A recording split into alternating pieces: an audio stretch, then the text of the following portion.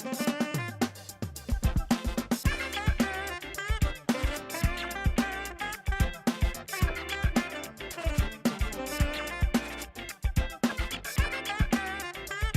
morning.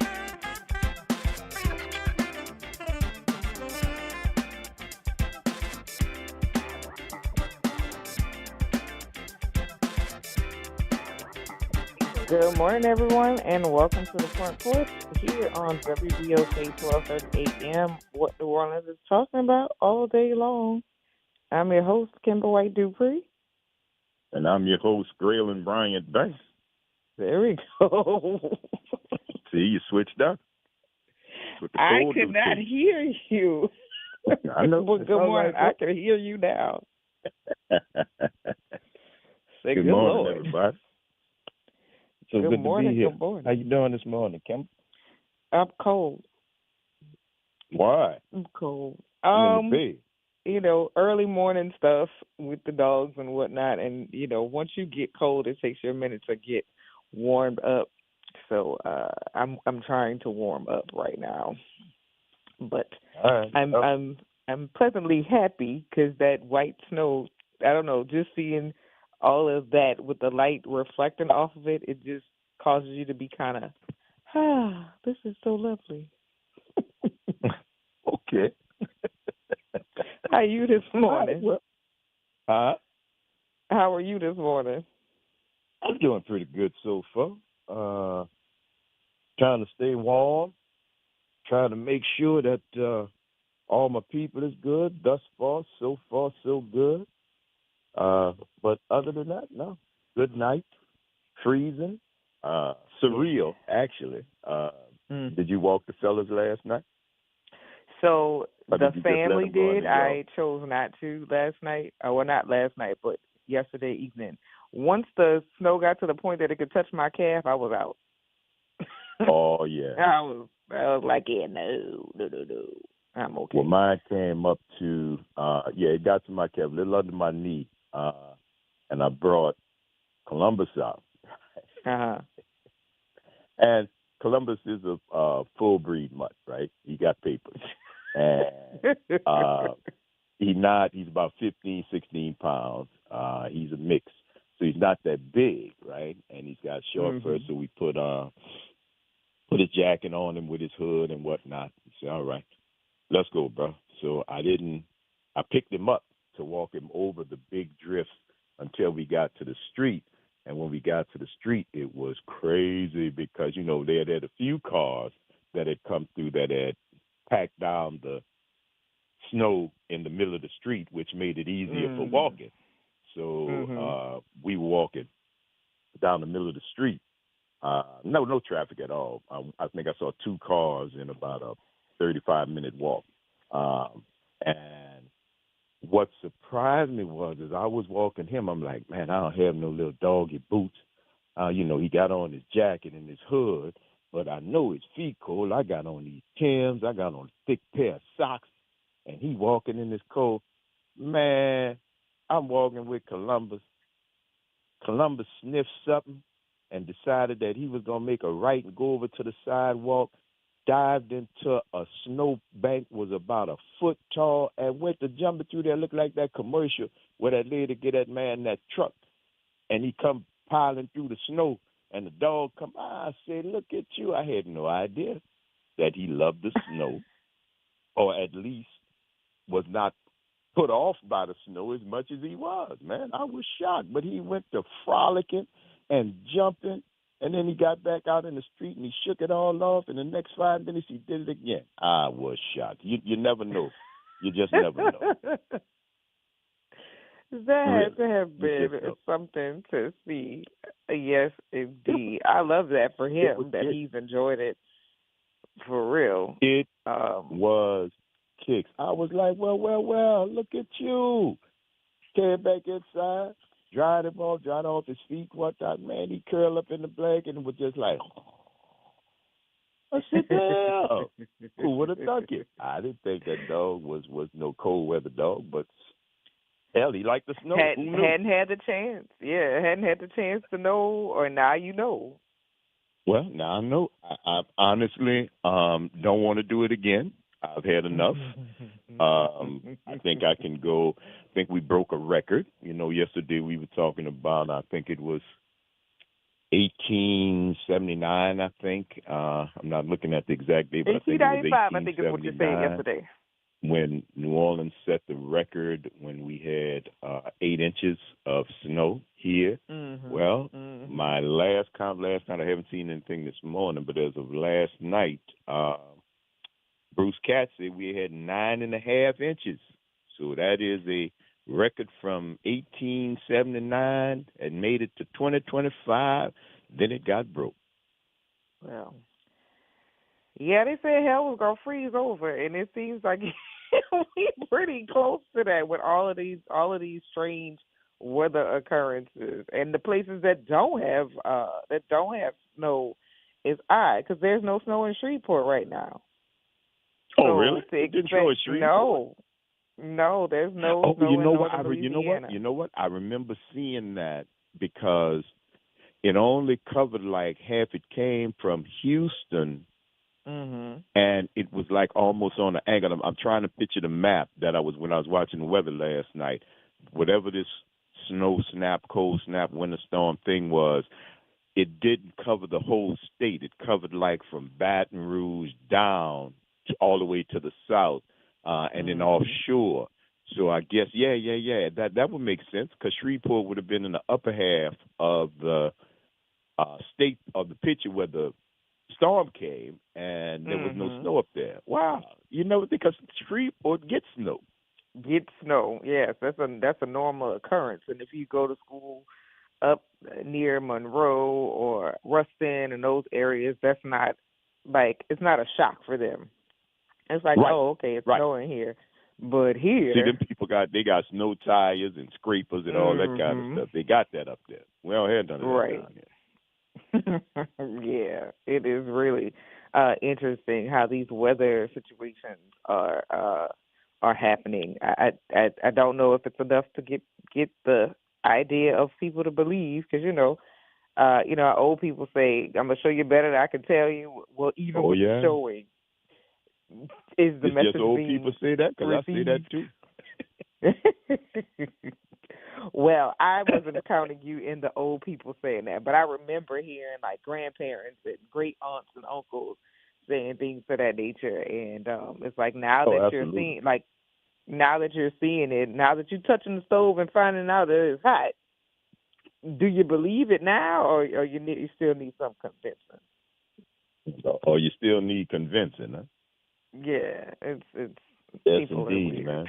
But it was, I tell you, quiet. When I went to walk the puppy last night, I promise you I looked like the Michelin Man. Because it was 27, and but the snow had stopped. No precipitation. So it was just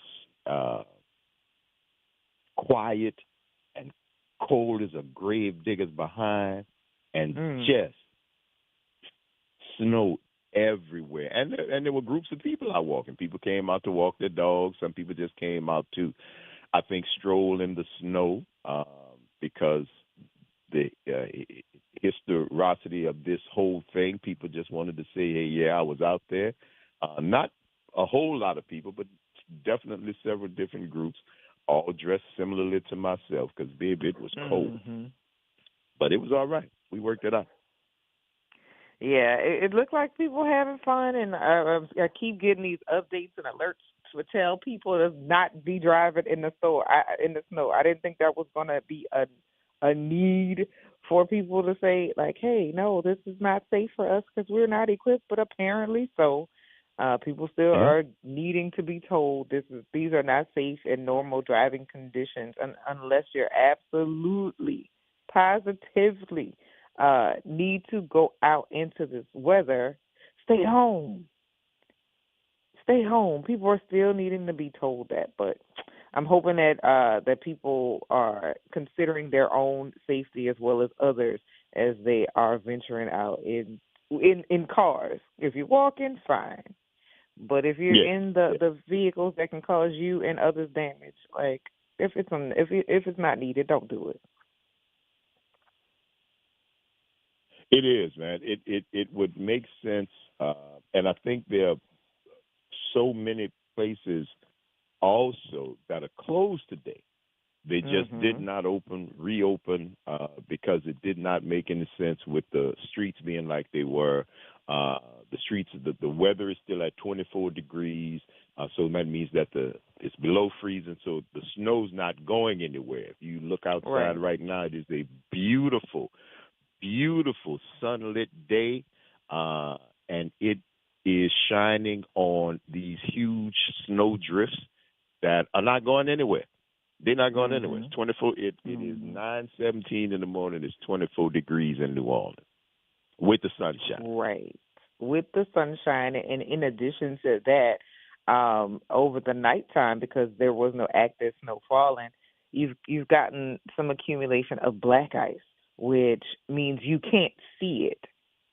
That's right. So if you're falling into those areas, you don't know when you're going to hit it, and thinking that your brakes are going to break once you come across that you can't have that as an expectation, because again, we're getting notices from emergency departments that people are unsuccessfully navigating this. So if you don't have to be out in this weather, please by all means stay home.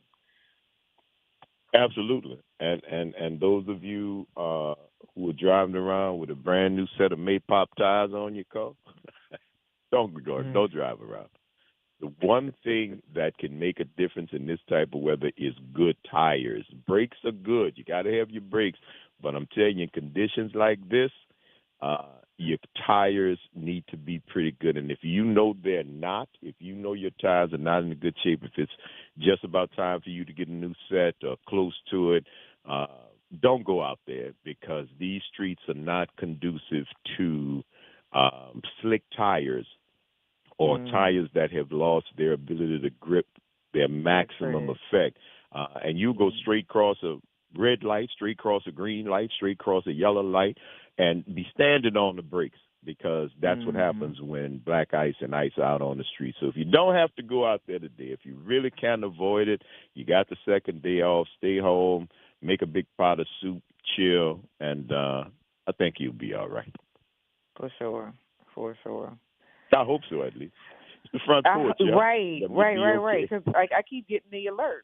I keep getting the alerts. These crash here, and like you said, you can even get to a stop sign and thinking that you're gonna be able to grip the tires and the ice if you don't see it, and because there's not enough cars to make sure that the snow is melting. Yeah, you're just putting yourself in unnecessary risk, and I love a good risk, but yeah, Yeah. Well, and this see, is the thing about it, unprecedented for me. it's still freezing cold outside, so there's very little melting.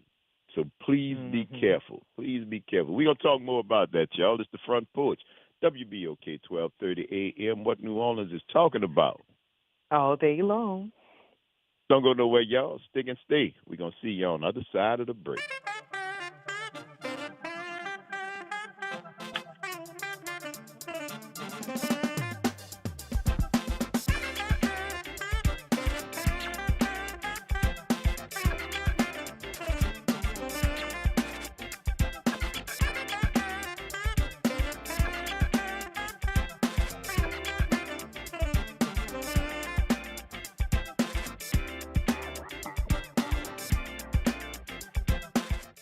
This is Monica Pierre along with Sally Ann Roberts Daybone, co-host of Your Power is On. Your Power is On gospel music show is coming on at a new time. Tune in Sunday mornings from 7 to 8 a.m. for music that feeds the spirit. Get your Sunday on. Right here on WBOK 1230 AM and WBOK1230.com, the station you listen to All day long. Welcome to Chemical of the Month, a service of the community scientist and Rise St. James. This month, we're focusing on lead, a heavy metal that's dense, soft, and poses serious health risks. In Cancer Alley, lead exposure from industrial emissions or contaminated soil can significantly increase cancer risks and other health problems. Stay informed and protect your health. For more information, visit risestjames.org. Experience Bunchy, a powerful short film by Bama artist-in-residence Esty Elmo Wexler. This deeply moving film explores themes of identity, resilience, and cultural heritage. After the screening, join Esty as she shares her personal immigration journey from Ethiopia to Israel, reflecting on spirituality, motherhood, and the bonds between mothers and daughters. Don't wait.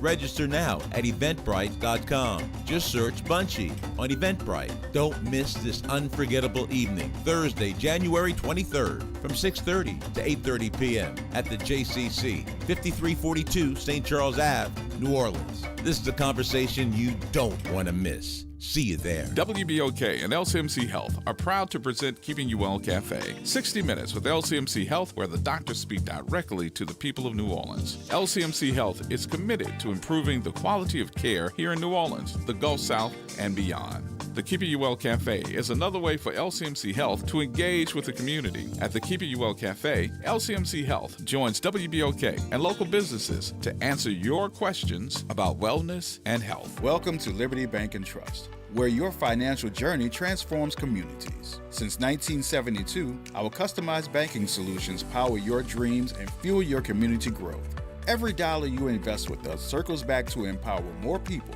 ensuring opportunities for generations. Join us at Liberty Bank. Together, we empower possibility. Visit libertybank.net to start banking with purpose. Liberty Bank. There's freedom here. Making a difference in the community. WBOK 1230 AM. You're on the front porch with WBOK 1230 AM.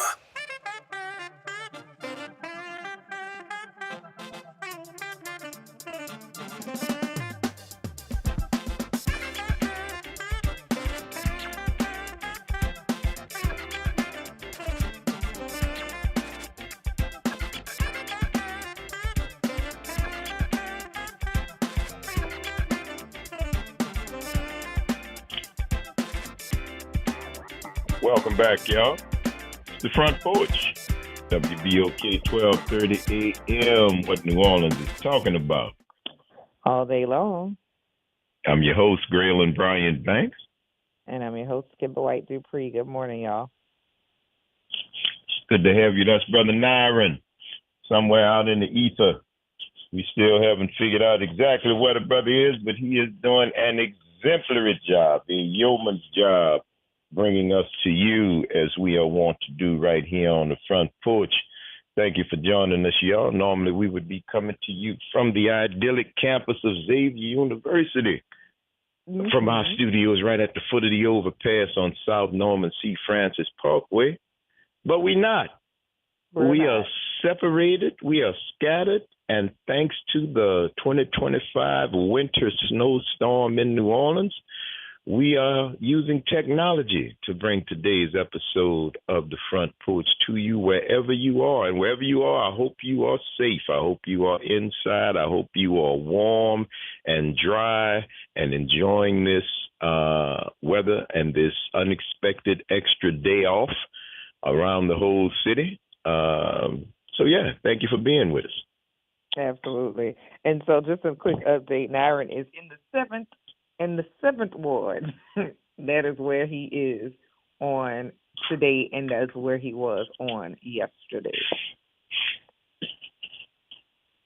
Did you hear that? What? I just said Nyron was in the seventh ward. That's where he is. That's where he is on today.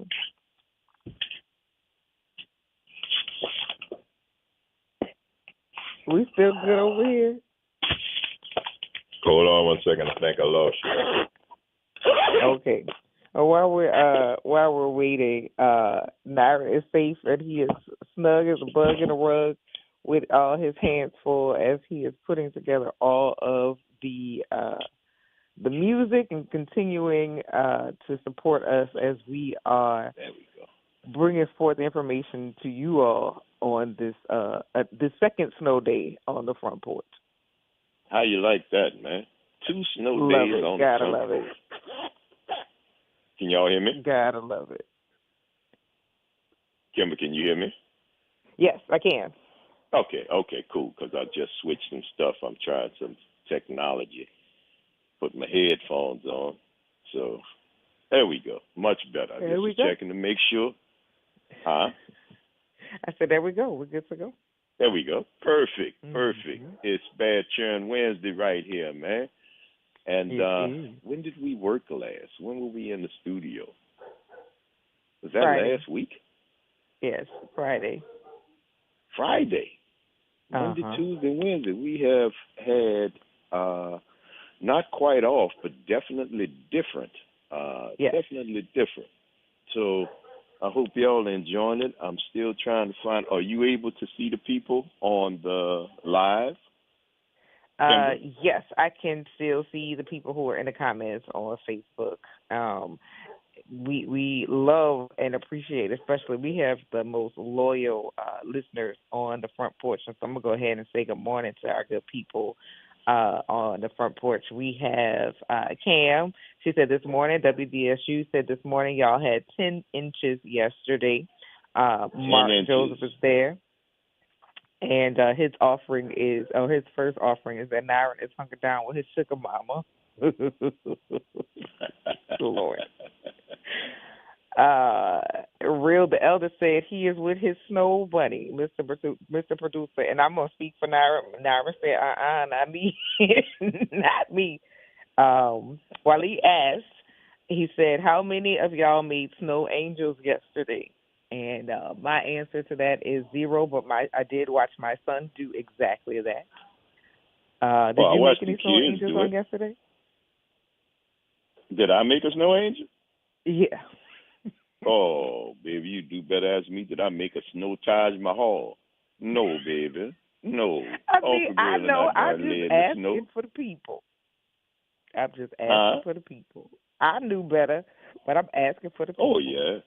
Well, the people should know better, too, because y'all have met me. And no, ma'am, I did not do a snow angel. I did my duty to bring my puppy out because he needed to go. But if I did not have a dog, I wouldn't have left the house. I know that's right. Yeah, if Columbus didn't need to go, you can trust me for sure. I would not have left the house. I've talked to my mom. She was good. She was inside, warm. Had eaten. Had already had her bed. Had her heat up and was sitting in front of the TV. She said, "Baby, I'm good. Don't you worry about me." That was a wrap. I talked to the kids. They made snow angels, snowmen, had snowball fights. Stone made his parents take him out 3 times yesterday in the snow. And he had a natural ball. And for all the little bitty kids, for Hill and Onyx, who were out in it, and who Sonny Ray, the only other Leo in the house, was inside looking out the window. That's my baby. That's my baby. She got sent. Get somebody else to do it. That's right. 4 months old. Got enough sense to know. I'm not mad at all. I am not mad at all. I'm straight. But, now, they brought out to take a picture just for historical purposes. They brought out, and then they brought it right back in. And Sonny was fine. She said, "Listen to my name. I'm Sonny Ray. Sunny, not Snowy Ray. Not Rainy Ray. Not Overcasty Ray. Sunny." So, no, y'all can have the snow. Y'all can have it. No snow angels for me. I saw it from a distance, and hey, good luck for y'all if y'all did it. Please let me know if you did it. I really would like to know. Nah, somebody, I don't know who this was. 7 Ward snow knee high. Somebody said 7 Ward snow knee high. Wow. Yeah, no. Somebody else is going to have to do it. But Gerald Bastion is with us this morning. Ms. Joyce is with us. And Jackie Wilmore is with us this morning. They have all checked in to let us know that they are doing fine on this snowy Wednesday, Bad Churn Wednesday morning. The dogs right now are outside. I didn't think they would like it. It took them a second for them to get adjusted to the snow, but once they got accustomed to it, they are like living their best lives. And the issue though with Tremaine, because he has that curly hair, it sticks to his hair, so you're waiting for a while for it to get off of him. So you have like little puddles throughout his area. Like at one point, I think his bed was wet. He refused to get into it because he got into the bed, of course, with the snow still on him. But everybody wasn't having it, huh? Making it do what it do, huh? I said he wasn't having it, huh? No, he was not. He was not pleased with the fact that his living situation was being adjusted, and altered. But that didn't stop him from going out, and it ain't stopping him from being outside right now. Yeah, well, Columbus is a little different. Columbus has walked out. He has tinkled, and I think he got his fill of the snow last night because he was very reticent this morning. He's like, that stuff's still out there? Is it still out there? And you want me to go back? Come on, bro. Let me use this. Let me use the bathroom inside for the next day or so, and we'll be gone. No, sir. I love it. Did you keep any of the padding, like the dog training pads or anything? Training pads for going to the bathroom inside? Yeah. Oh, yeah. We got a couple of them. And he uses that when he got to go tinkle, But if you got to go number 2, he'll scratch on you and just come up, bro. You got to, you got to get me outside because he don't like to poop in the house. And I don't blame him. I don't blame him because he knows that would not be appreciate him a good thing. for that. But no, they won't go in here. They won't go at all. And I fear, like, if they ever got accustomed to it or, like, thought that would be an idea, that they would become lazy and that would, for that to be on the table. Mm-mm. Yeah, you just don't even put it on the table for fear that it might get out of hand. Yeah. Well, the puppy, he is used to, he'll go, his aim's not that great. I have to say that. But his heart's in the right place. He'll go to the pad, and I've seen this with my own eyes. He'll go to the pad, and when his front paws touch the pad, he thinks he's on the pad. And as soon as his front paws touch the pad, he'll stop raising the hind leg, which, of course, has not made it to the pad yet. And he'll just start letting go. And, dude, you need 4 feet on the pad in order for the pad to actually have some use. Because other than that, the pad is bone dry, and they got a puddle of pee on the floor right next to it. Now, he ain't that long. He's only about 1.5 feet long. But those 12 inches make a difference. Yeah. I think he's going to be all right. I think he is having a good time with this thing. I think he is just like me at this point. It was lovely to look at, but it's like guesting fish. It ain't no good after 3 days. You got to go. It's time for you to leave. I'm ready for the snow to be gone, and I'm ready for the temperatures to rise up over 32, if you don't mind, Lord, because this is enough. I actually have a snowball in my freezer. Oh, God. Did you save a snowball? No, sir. I saved a snowball. Went out, packed me one. Virgin snow drift, had never been touched, no footprints, no dog tracks. And I reached in and made me a good softball size snowball, packed it real good. And then I thought, what am I going to do with this? And I said, well, put it in the freezer. Because I didn't want to throw it to nobody because that invites a whole nother set of circumstances. Right, because once you throw you in, you done started it, so now you in for the ride. You done started. No, ma'am. So I do not want to get it. I did not want to get hit, and I did not want to be in an official snowball fight with anybody, especially people I don't know and may not like. we, as a matter of fact, we have got company today, Kimber. Yes, we do. We Yes, have we do. got, hold up, technical difficulties. We have got a guest with us today. Where's my phone? I got too much stuff, man. I got too much stuff. Here it is. And right now, ladies and gentlemen, joining us on the front porch. Do we have our guests? Are we ready? Yes. I think we do. are. Good morning. We are. Let's Good here morning. we go. Ladies and gentlemen, welcome. Help us welcome to the front porch this morning, Esther Almo Walker, the director. Wexler. Okay. Good morning. Who we got? Thank you for having me today. Good morning, and thank you for being here with us. You are the director of Bunchy, yes?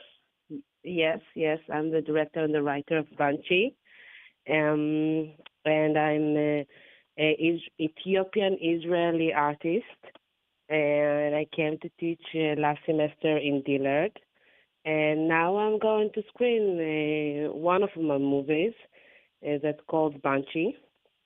It's about Ethiopian Israeli Jewish family that live in Israel, and it's 3 generations of women, a grandmother that have possessed by spirit, and Bunchy is the mother of the family that's trying to hold everything together. And the father is missing and disappeared in Ethiopia, and they're holding a lot of secrets. And by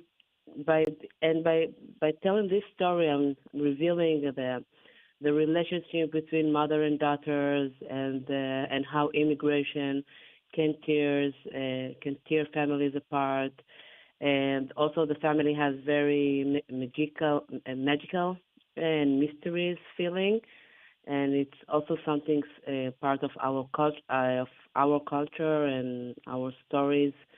And I think it can be a very good opportunity for the New Orleans people to come to see this movie,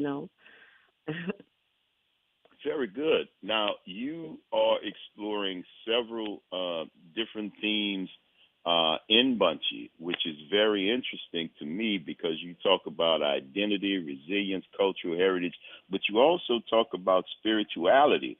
How has the spiritual journey in this movie, in this filmmaking debut, been for you? Ask me again the question. Do you explore the questions of spirituality in the movie, and how has that? Were you a spiritual person prior to that, or has the making of the movie helped you to explore the spirituality in your own life? Okay. So first of all, when I was a child in Ethiopia, we had a neighbor that she has possessed. And this is something that we have in our culture, that there is a woman that's possessed, and there is, it's also something that it's happened in all places in the world, but in Ethiopia it's something that exists, and the community take care of women that have possessed and spirit. And when we came to Israel and to the Western world, suddenly it becomes something that we cannot treat it like it used to be in Ethiopia. And so it was really interesting for me because I remember this woman from Ethiopia, how she was, how the neighbors and all the people understood her. They didn't put her, aside. They didn't put her in a place for crazy people. They didn't give her pills, nothing. Like they understood that she has something. This is interesting for me because in our culture, the Ethiopian culture, that as how I know her, everybody can tell a different story about their culture. I feel that we don't talk about our feelings. We don't share. So, but we have other things like this that gives a place for the mental health of the people in the community.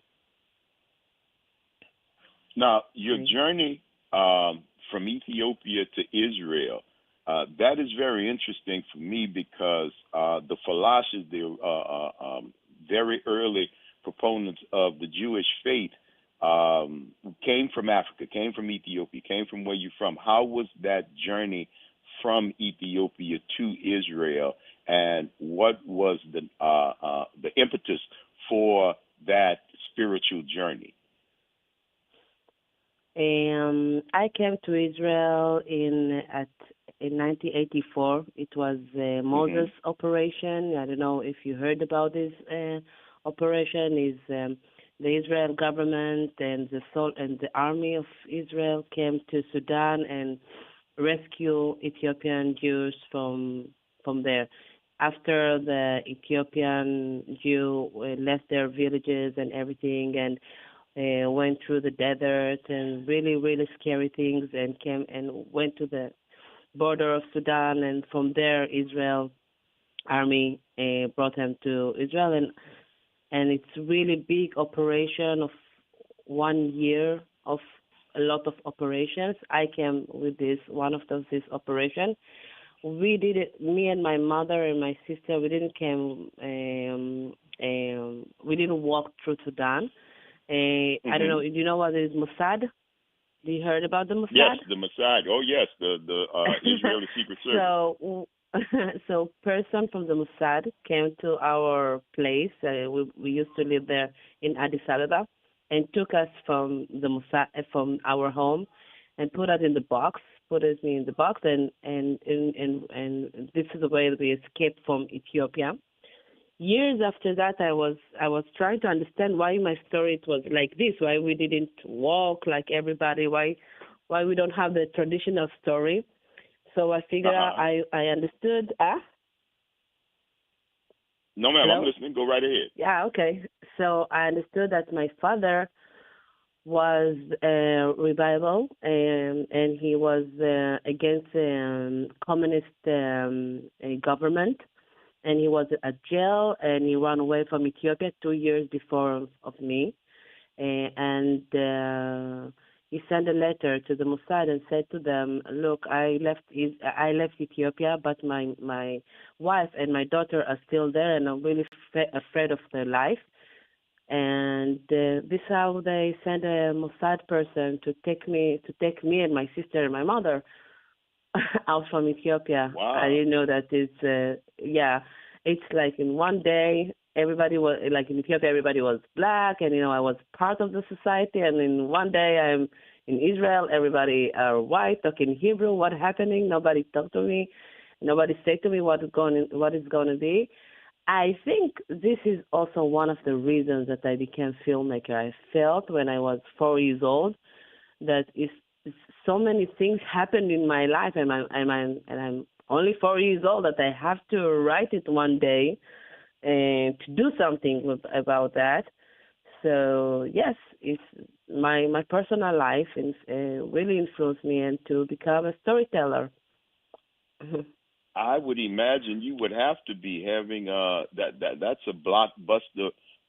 Just opening right there, having the Mossad to come in and rescue you from Ethiopia to reunite you with your father. That's wow. That is amazing. Yeah.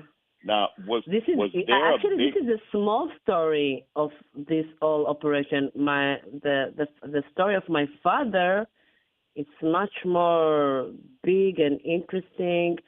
For really? 2 years, I didn't know what happened to him. I was sure that he's disappeared forever, and I was, really crying. And, I was a child that lost her father.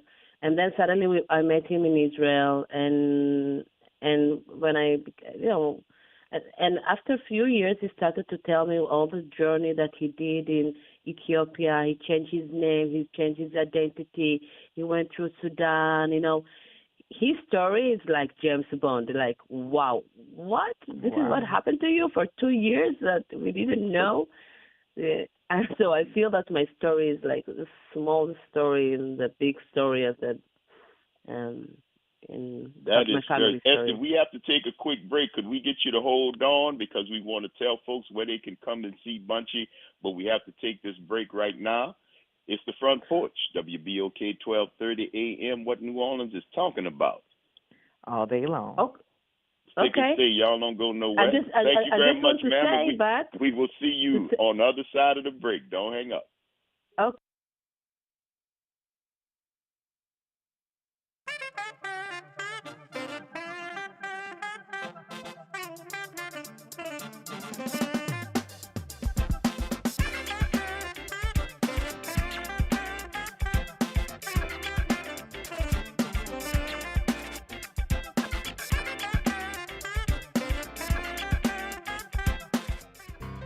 Hi, this is Cary Grant. Let's elevate every Tuesday through Thursday from 6 to 7 p.m. as we discuss the community, the country, and the world, from politics to current events and sports. We look forward to your input and continuing the quality programming on your community station, WBOK. Join us every Tuesday through Thursday, 6 to 7 p.m. on Elevated Conversations, the Arnie and Cary Show.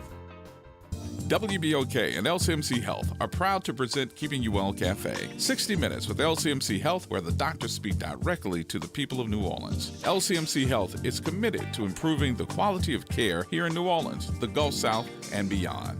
The Keeping You Well Cafe is another way for LCMC Health to engage with the community. At the Keeping You Well Cafe, LCMC Health joins WBOK and local businesses to answer your questions about wellness and health. Visit DePaul's new Algiers Health Center at 2801 General de Gaulle Drive to receive primary and preventive care for both adults and children. Services also include behavioral health, imaging, and on-site pharmacy, vision, Medicaid enrollment assistance, and more. For appointments, visit DePaulCommunityHealthCenters.org or call 504-207-3060. You're on the Front Porch with WBOK 1230 AM.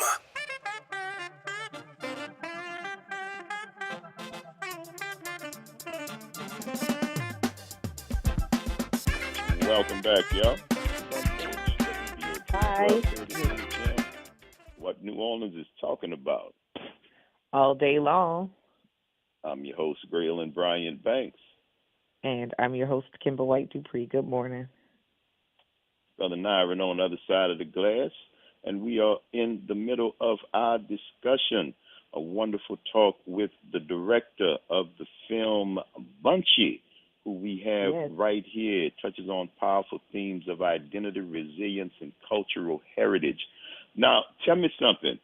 Esther, how does your journey from Ethiopia to Israel, because it seems like it's the film Bunchy is a very personal story. Is this almost autobiographical on your part? Not exactly. You know, okay. I think storytellers always telling their story, but it's only one of the aspects of my story. In this movie, I try to look at my mother. You know, when everybody that knows me say that I'm the daughter of my father. I have confidence. I like to talk. I like to see people. And my mother is a much more quiet person. And the way I remember her all my life, that don't tell her story. And just after I became a mother, I said, I feel that I don't know my mother, and I'm becoming like my mother. So I have to explore this woman. So this movie is a little bit like portrait of motherhood and a relationship with mothers and fathers, because my father told me his story, but my mother never told me her story, her side of the story. You know, she was alone.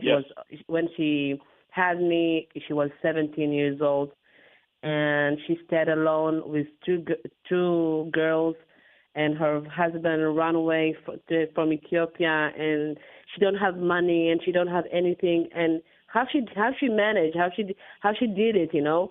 I never thought about it until I became a mother. So yes, it's a little bit. It's of course I brought a lot of things from my personal life, but it's also a portrait of a mother. And I have to say to you that in Israel, I screened this movie for Ethiopian audience, and the women felt that I bring their mother to the screen. So in so many ways, it's about motherhood.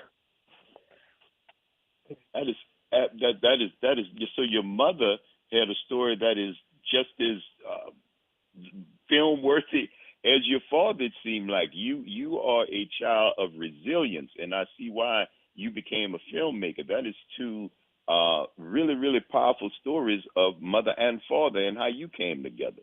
Now, one quick question. Does Bunchy have a meaning? Does that mean something, or is that your nickname? What does Bunchy mean? Bunchy is everything is because of you. Because of you. Like everything Bunchy, is because of you. Yes, because of you. Things happen. I have to say something about names in Amharic. Please take your time. There is a really big meaning of when the child comes to the world. The parents give the name, and it becomes the meaning of his life. You know, like my mother, her name is Adina, and the meaning is healing, and she's a nurse in her life, in her personal life, and she feels like she this is what she meant to do in her life. And so Banshee is also it's because of you. Thank you, like to say something because of you. Life become like this and this, and every person, Ethiopian person, that if you ask him what is the meaning of his name, you will find a story. This is something in our culture. You don't call your son just like I like John. I will call him John. You have to have a story. Wow, and that's amazing because your mother, before they had any idea as a baby that she would be a nurse, they named her as a healer. Yes.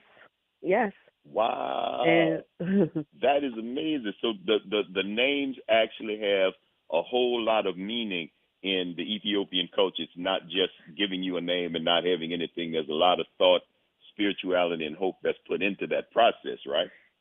Yes, and it's interesting because every person that I ask him what is the meaning of his name in Amharic, I will find that I will find that his life it's like his name. Like my father, his name Aitegev. Aitegev is someone that he have always passion to learn and to he wants more and more, and this is the person. He always learning. He always like pushing. He always doing and more and more. The meaning of his name is the person that you see. Like it's and everyone like if I will go to my grandmother, to my sisters, everybody has the name that they have in Amharic is really the person they are. Wow, you guys are almost like prescient. You knew what their life was going to be like when the naming ceremony took place. And in that, is there a ceremony? Is there a ceremony when you name in Ethiopian culture, or is it, you give the name and you think about it with, like you were just saying, what you think that child is going to be? There is a ceremony, but like when a mother get birth, if it's a boy, she have to stay separate from all the society, from everybody in the separate village. With her son and the women will give her food and everything, and just after a month the father and all the family will see the child. Usually the grandfather will give the first name, and and to pick the name it's very important, and also who to pick the name. My parents call me Esther, like Esther, the queen of. The queen, yes, ma'am. Esther, Queen Esther. And the reason that my father gave me this name is because when I was get birth, he was out of the jail. He was 10 months at Ethiopian jail because he was a rebel, and he was the only one that succeeded to stay alive. Everybody was killed there. And he said, "You saved me like Esther saved the Ethiopian, the Jewish nation. This is the way that you saved me." So this is why he gave me this name. That is powerful. Now, Bunchy will be showing here. Tell our listeners when the screening will take place and when they can go and see it. Okay, it will be screened tomorrow at JCC in New Orleans. I don't know, everybody knows where is JCC. St. Charles Avenue at the Jewish Community Center in the Mintz Auditorium, 5342 St. Charles Avenue. And what time? At 6:30. And 6:30 to 8:30. And I will show this movie, and also I will show other things that I'm doing. It's really good opportunity because I'm not going to stay in New Orleans. You know, I just came for 1 year to visit here. I was teaching in Dillard one semester, and now I'm doing workshops and everything in here. So I think this is almost few opportunities to hear another stories and to know another, to know another culture. So I will screen the movie and also talk about other things like we talk to now.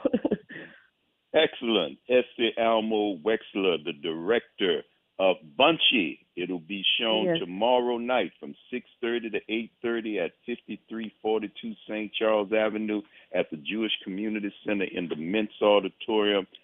Miss Wexler, thank you so much. I know you're very busy. We certainly appreciate you taking time out of your very busy day to come and share all the information about Bunchy. We're looking forward to seeing it, and all the best to you. Safe travels. Thank you. Thank you for having me. Thank you so much. Thank you. Thank you. Thank you so much. Bye-bye. All right. You take care. Bye-bye. Take care. Bye-bye. The Front Porch, y'all. WBOK 1230 AM. What New Orleans is talking about. All day long. All day long. Stick and stay. We'll see y'all on the other side of the break.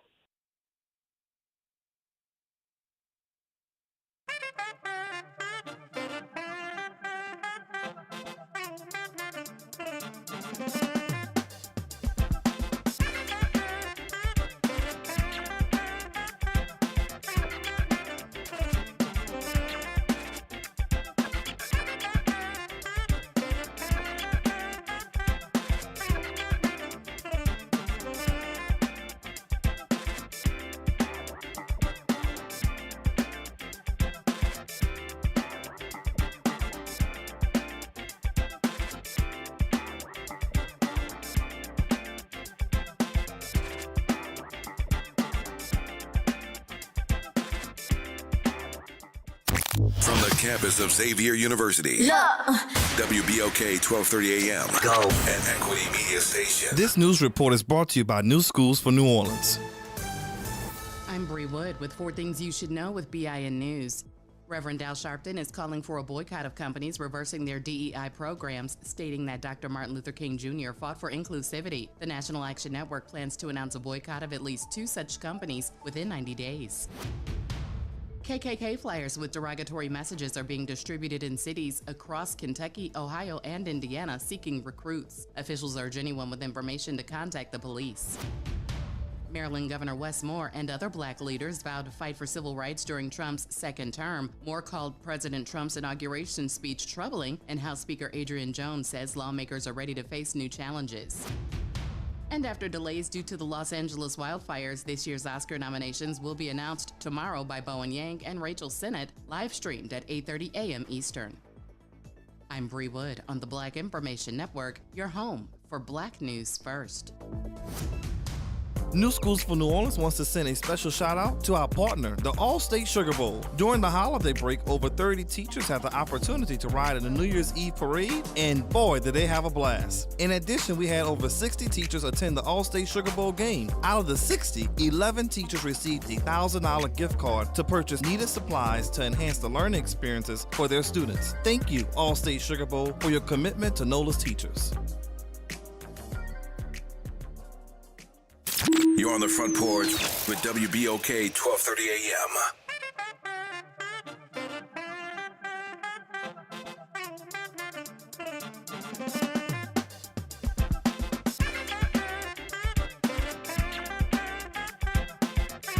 back, y'all. Front Porch, WBOK 1230 AM, what New Orleans is talking about. All day long. I'm your host, Graylin Bryant Banks. And I'm your host, Kimber White Dupree. Good morning, everybody. Brother Nyron's on the other side of the phone, somewhere in the city. Staying warm and dry, I hope. And right now, that was a great interview, man. It's a great interview. Yeah. I hope you guys get a chance to go out and check out Bunchy, because I think it's going to be a very interesting film, man. It sounds like a series whole is going to be idea. needed. Say again? It sounds like a series will be needed because there's multiple stories within the story that's being shared tonight. And I always have, like, I wish we could have delved more, because the Falasha Jews, the Ethiopian Jews, who were the progenitors of that whole identity, were brought back or relocated some to Israel. And I would really be interested, and I've heard some stories about their treatment once they were there, because some say they are the original Jews, the Falashas. And I would love to have talked to Ms. Wexler about her experiences with that. Unfortunately, we ran out of time. We were glad to have her as long as we did. But hopefully we can get her. If she has another film, she comes back to the city, we'll be able to talk to her and more in depth about that. It was a great interview, though. Absolutely. Hopefully we'll hear more as she continues her projects, because, again, just one extension of the branch telling her portion, and then to hear what happened with the parents. And, it sounds like that is definitely a series that's worth sharing with the world, because many of us are unaware of those stories. Oh, yeah. And I love what you said about the naming ceremonies and the importance of your name and how that comes about. I think that is such a big part of who you are, and the idea that our mom was named a healer and became a nurse. And she was the one who made it all happen, Bunchy. I tell you, and she's named after Queen Esther.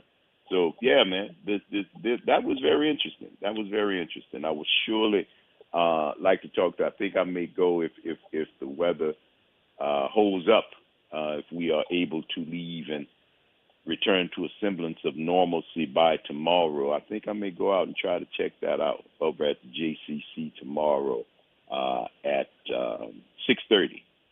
That's at 5342 St. Charles. There you go. There is so much that is happening, and there's so many things that communities of us are some are connected, some are disconnected to the ways of things that happen on the continent. And the naming ceremony, there are many students that come from the continent that are in school right now who their families still carry those traditions.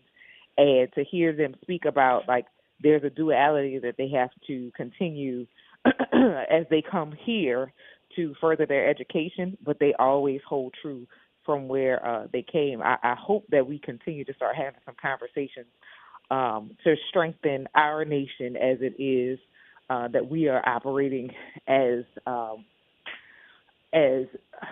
guess that we've migrated, or we've been migrated and moved to this continent, that we start to adapt and reclaim some of the actions and the traditions that we have been distanced from on the other continent. I think right now that's more important than it ever has been. Right now, when we talk about building community, that's something that we probably should be delving into to strengthen us. Yes, definitely. And I think we can all learn, man. This world is so small now. With the way things going, I think it is in all our best interest that interactivity from one side to the other will have nothing but, I think, a positive reaction for all the rest of us, man. I really believe that. I really believe that. I think that the more you learn about other people, the more that you can expand your horizons and just try to open yourself up. The easier it is for you to get along. It's when people shut down and automatically assume that somebody they've never met or X, Y, and Z is when the problems start.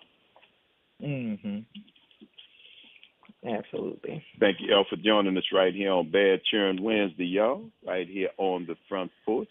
It's always good, man. And as you know yesterday, normally if you are listening to this show, we are all together within the same 10, 12 feet of each other, laughing and joking. But today and yesterday, it's a little bit different because of the weather, because of the storm.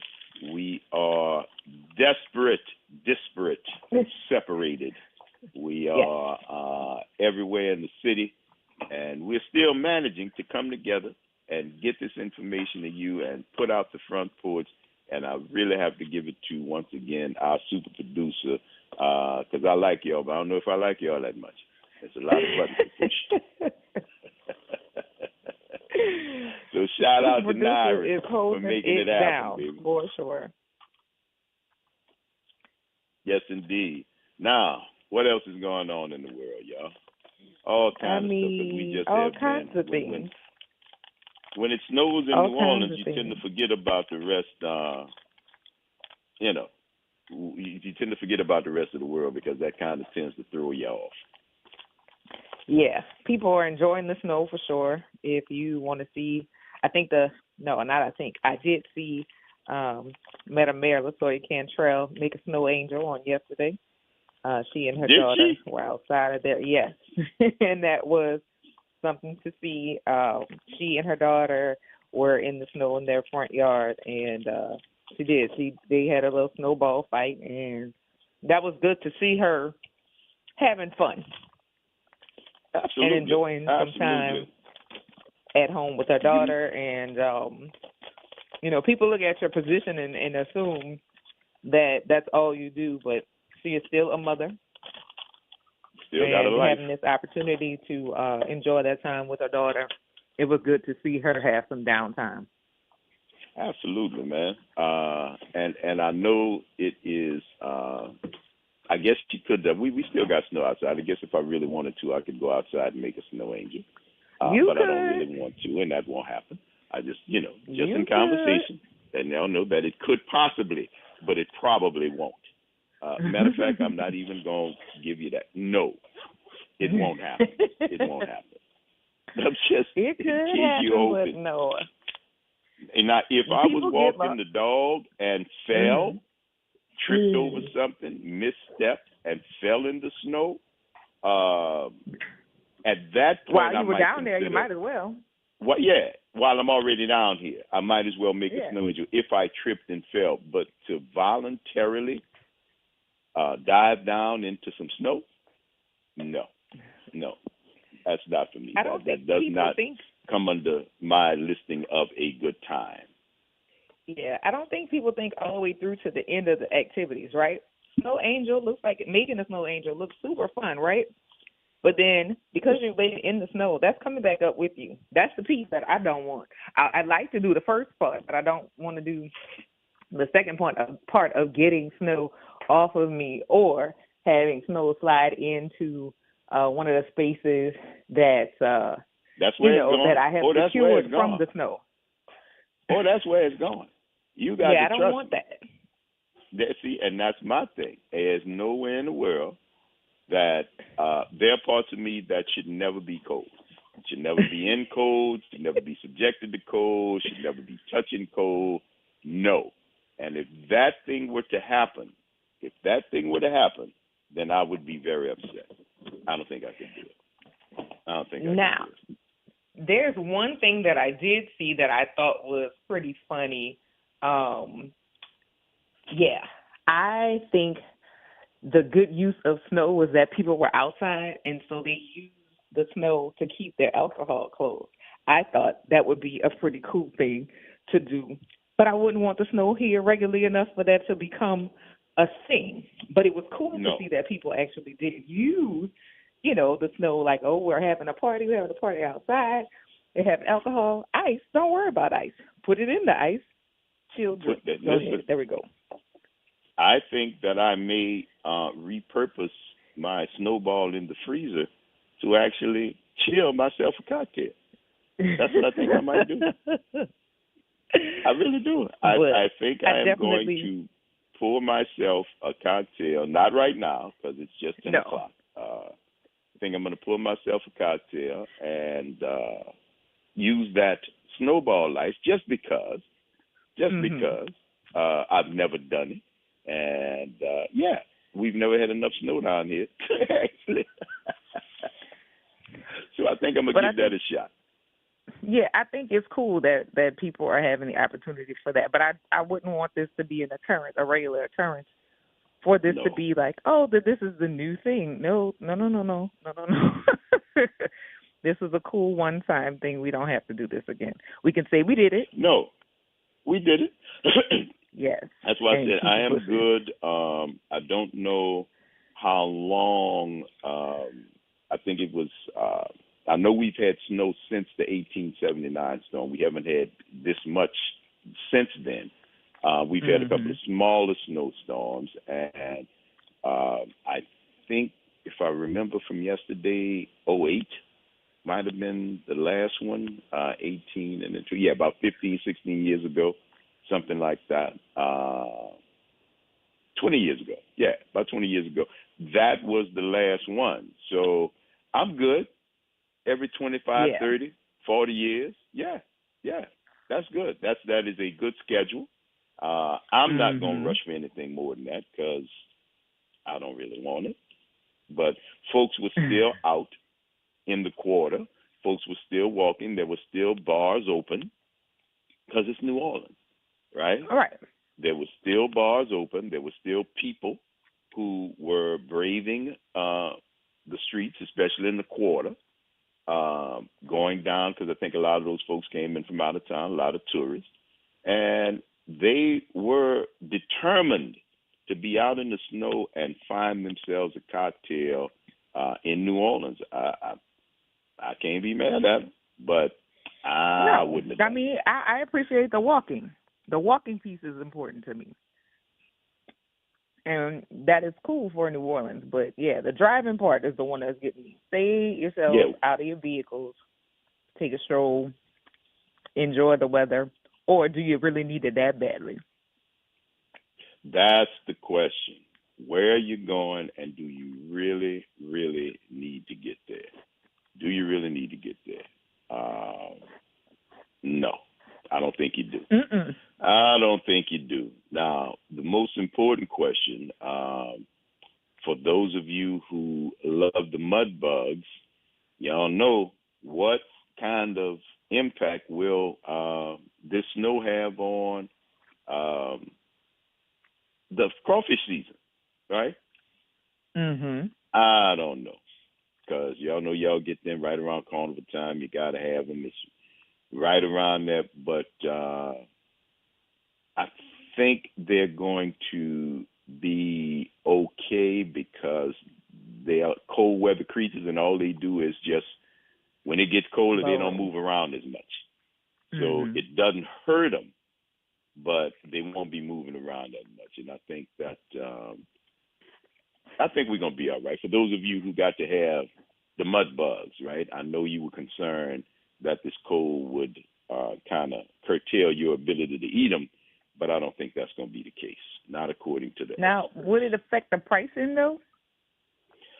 I think what affects the prices, well, maybe so, but I think what affects the prices more so than anything is availability, because when we had that brackish water and all the stuff that was happening like 2 years ago when the numbers were down, total crawfish, and the prices went up exponentially, that caused the price to go up. The fact that you could not get them. This snow snap, I don't think is going to affect the total number. But size-wise, that's a good question, Kim. I don't know. Maybe the lack of movement during this cold weather makes them not grow as big. I don't know. That's a good question. I don't know. We're going to find out. We're going to see if we got any crawfish experts out there. Yeah, I never really paid Just let attention us to know. all the things that impact it, but I'm curious, like what impact in terms of size? Because those smaller crawfish, nobody likes to wrestle with those. Oh, Joshua said crawfish might be $200 a pound. Yeah, no, if it's that part, I can go catch her myself and put them to boil. But they're not gonna be that high, Josh. yeah, remember was that last year when we were looking at the bags of crawfish? I know like one was a $50 bag, and then another was like $100 bag. Like got up to like $200 per sack of crawfish. Yes. And was that last year or year before? I don't remember. I think but I that know was my 2 mind years was ago, blown. if I'm not. Yeah, that was when things were really bad, really tight. Yeah, my mind was really blown about that because again, if you are somebody who has like participated in the process of like shrimping and crawfishing and crabbing and whatnot, like it's like if it's that bad, I can just go get it myself. But yeah, I'm hoping it doesn't take that. I hope it doesn't take that route again. That was awful. I agree, and I don't even eat crawfish like talking about them. But I knew it was hard for the people who did love them. I know that was the case. Now, did you see the couple that took a ski down Bourbon Street? No. No. It was I got to give it to them. It was it looked pretty cool, man. They literally were skiing down Bourbon Street, cross country skiing, of course, because it's flat, so you can't really downhill ski. So then, how do they get the traction to move quickly? It's like cross country skiing. Okay. You see what I'm saying? You use your arms and your legs. It's a lot more. It's a whole lot of exertion in cross country skiing because it is you using both legs. You never stop moving. With downhill skiing, it's more muscle control because you're in a tuck position and you're going down. You're trying everything you can not to break your neck. Balance. But the cross country skiing, you're standing up and you're trying to basically move from one spot to the other on skis with the poles. So more that's like what trekking, they were doing. Snow trekking. Yeah. More like snow trekking, and they were on skis and they had the whole thing, the little lit up ski suits and the helmets and the big orange goggles, and I'm like, man, y'all must have been planning on going skiing other places because I know that you couldn't have went out and bought all that stuff in the last hour. You know what I'm saying? That had to have been in your closet. So shouts out to the intrepid winter sports lovers who turned Bourbon Street into a cross-country ski slope. There you go. Yes, the Front Porch, y'all. WBOK 1230 AM, what New Orleans is talking about. All day long. Don't go nowhere, y'all. Stick and stay. We're going to see you on the other side of the break.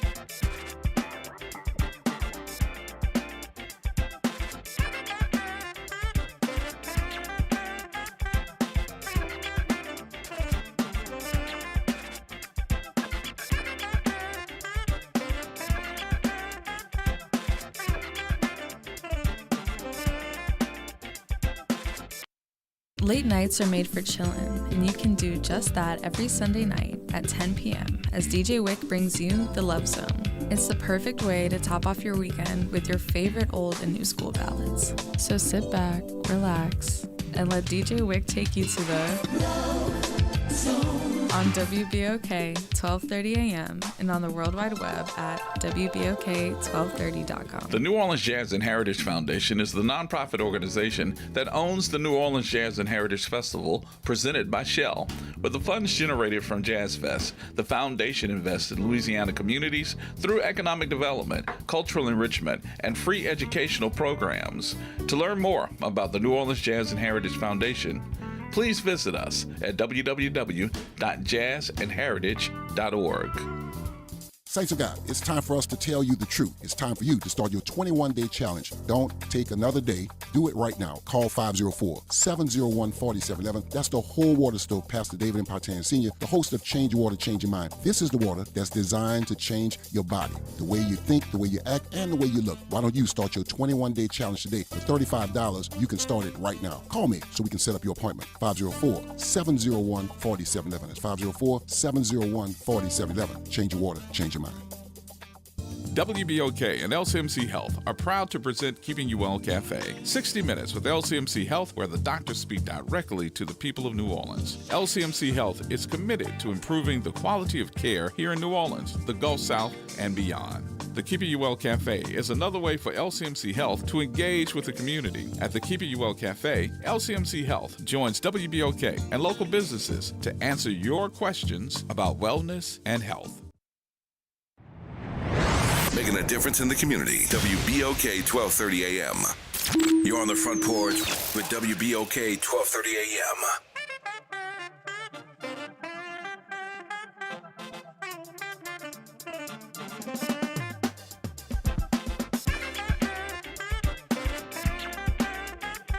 Welcome back, y'all.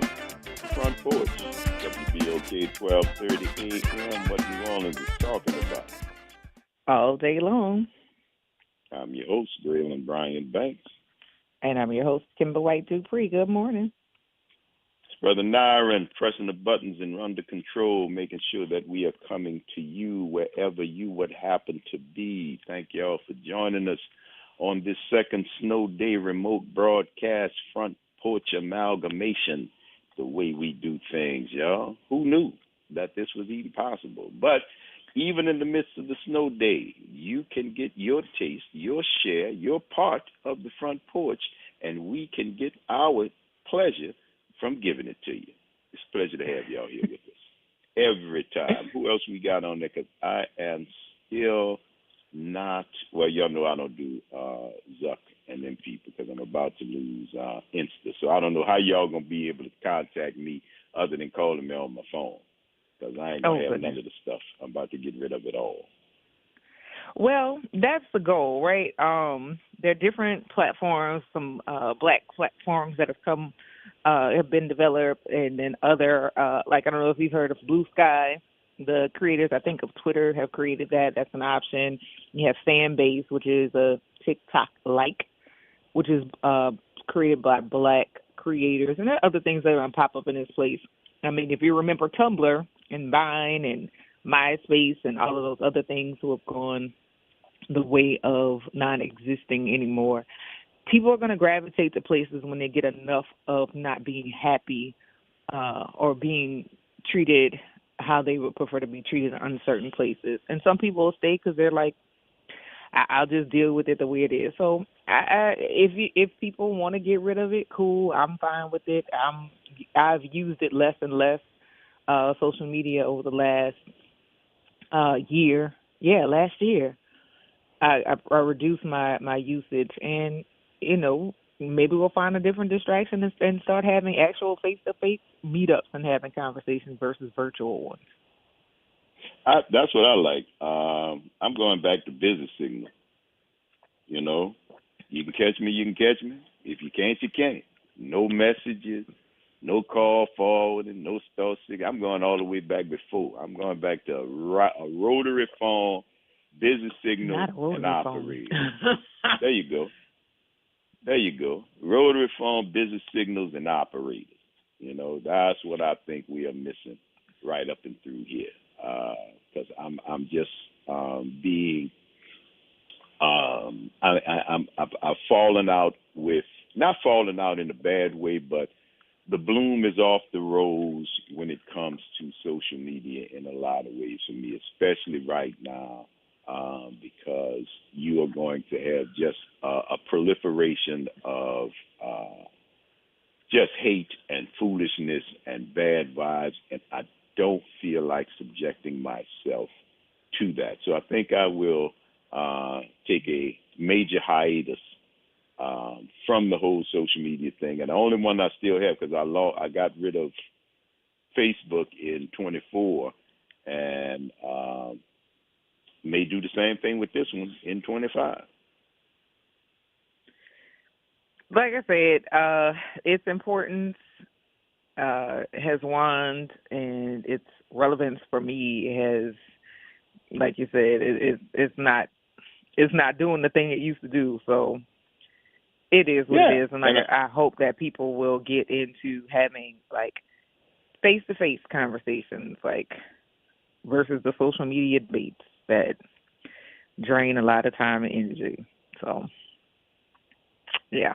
I only see I was only seeing Facebook when I was at the studio, and now that I'm here, I'm not even logged into my own account.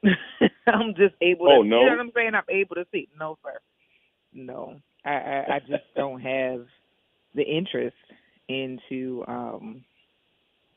finding information that way. I want to look for information. If I stumble across something, cool.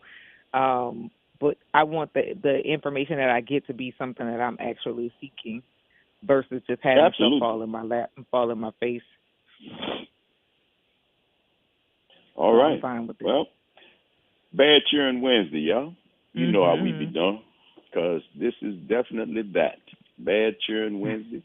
Just got finished talking about Bunchy, the film coming up, and want to make sure you guys get out and see that tomorrow night over at the Jewish Community Center on St. Charles Avenue. And we've got more company, y'all. We've got our good friend who has been here before from the historic New Orleans collection. We want to welcome back Amy Williams. Good morning, Amy Williams. How you doing? Amy, you with us? Yeah. Good morning. Hey, there you are. I'm sorry. We're doing this thing, and it's a bit of a delay, so I apologize to you and our listeners, because it's going to be a little bit disjointed, because we've got to take the time for the airwaves to catch up and fly through the air to our ears. Amy, thank you for being with us. How'd you make it through this snow?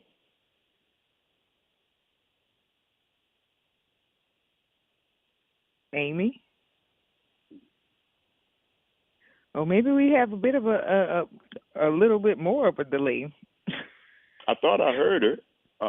I think that may have been me saying good morning. Oh, well, I might have not didn't hear. There we go. Well, we're going to come back with Amy from the historic New Orleans collection, because we got to talk to her about the Louisiana Philharmonic Orchestra and some things that are going on with them. But as soon as we get her on the air, we will certainly bring that interview to you, because we want to do that. LPO the other night did a Katrina memorial.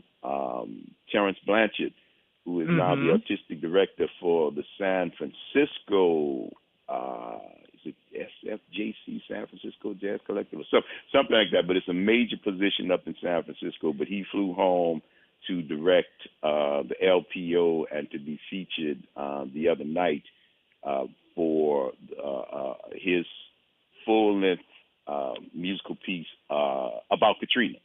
So that was, I know two people who went and they said that it was excellent. I didn't get a chance to go, but I heard that it was excellent. So LPO will be doing some things. Talk to Amy. We're going to find out everything. Is that her? Good morning. Amy? Good morning. Heard you're having a little bit of Amy Williams, good morning and welcome back to the Front Porch. How you doing? I'm good. I've heard you've had a little bit of technical difficulty this morning. Okay. Wait, because you faded out. Please say that again. Oh, I just heard that you had a little technical difficulty with all the weather and people calling in and everything that's going on this morning. there is so much going on, and that's not even counting the snow. But we are trying to make sure that we can hear. You're fading a little bit with me, but I think it's being addressed right now. I wanted to talk to you, having you back on the show, because you guys are doing the HNOC, the Historic New Orleans Collection, along with the Louisiana Philharmonic Orchestra, are coming together to do Musical Louisiana. Can you tell us a little bit about Musical Louisiana and its history? Sure, of course I can. So this is the 17th installment. So we've been doing this for a while. The Historic New Orleans Collection mission is to be stewards of the history and culture of New Orleans and this region. And this program is really a stellar example of that mission. Music is obviously so important to our culture here in the city. So this Amy? is our. Can you still hear me? Yeah. Oh, yeah, I got you. You faded out. You said it was a stellar example, and then we lost you. Okay. So it's a stellar example of our mission to steward the culture and history of this city. So through this program that we partner with the LPO, we bring to life, not just on paper, but bring to life musical history. So this, like I said, this is our 17th edition. We each year host a big concert with the LPO in the cathedral, free and open to the public, so everybody in the city can come and really live a piece of history, be part of it, sit in that cathedral and feel as if they were in, the 17th century. It's magical. That sounds like it's going to be fantastic. I'm getting goosebumps just talking about it. What'd you say, Amy? I'm getting goosebumps just talking about it. Now, tell us a little bit, Morgian and Edmund Dede, who you will be featuring. That's why I love when you said you can come and live history. Tell the folks a little bit about Edmund Dede and why this concert is going to be so special. Sure. So Edmund Dede was a free person of color who lived in New Orleans in the mid-1800s. So at that time, as we all know, he wasn't free to, even though he was a free person of color, he wasn't able to live his dreams and to he was an amazing composer and musician, and his work wasn't able to be brought to the stage here in New Orleans. So he left here, first went to Mexico City, worked in Mexico City, got sick, came back, realized even after the Civil War, it wasn't a great place for him to be producing music, and then went to France. So he was able to have a really robust musical career in France, where he wrote this full-length opera in France, and it was never produced. So we are delighted to be able to bring it back to the stage, to premiere it here in the city where he was born. He was actually baptized in St. Louis Cathedral, where it will premiere. So we will be able to, it's really restorative justice with Opera Creole, who is the organization who is really behind this work and put it together and made sure the transcriptions happened and all the things that needed to happen to make this come together. Working with them, we are bringing it back to the city, and we couldn't be more delighted. Excellent. Now, tell me something. Yep.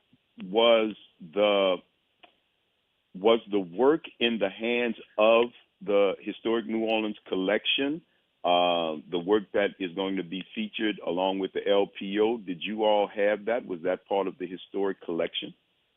No, actually, it was part of a private collection for 100 years. So it was just in some guy's, literally in some guy's house, in his private collection, a music collector. Yep. And then Harvard, the library at Harvard, acquired the collection. They had no idea what they were getting. And when they were doing their research and cataloging the collection, they posted it on their website, for the world to see what they had. They still didn't know what it was. So the Giovanna Joseph, who is the founder and director of Opera Creole, Patrick Quigley, who is with Opera Lafayette, which is confusing because it's in Washington, D.C., not Lafayette, Louisiana. But they worked together. They found it. They knew what they had.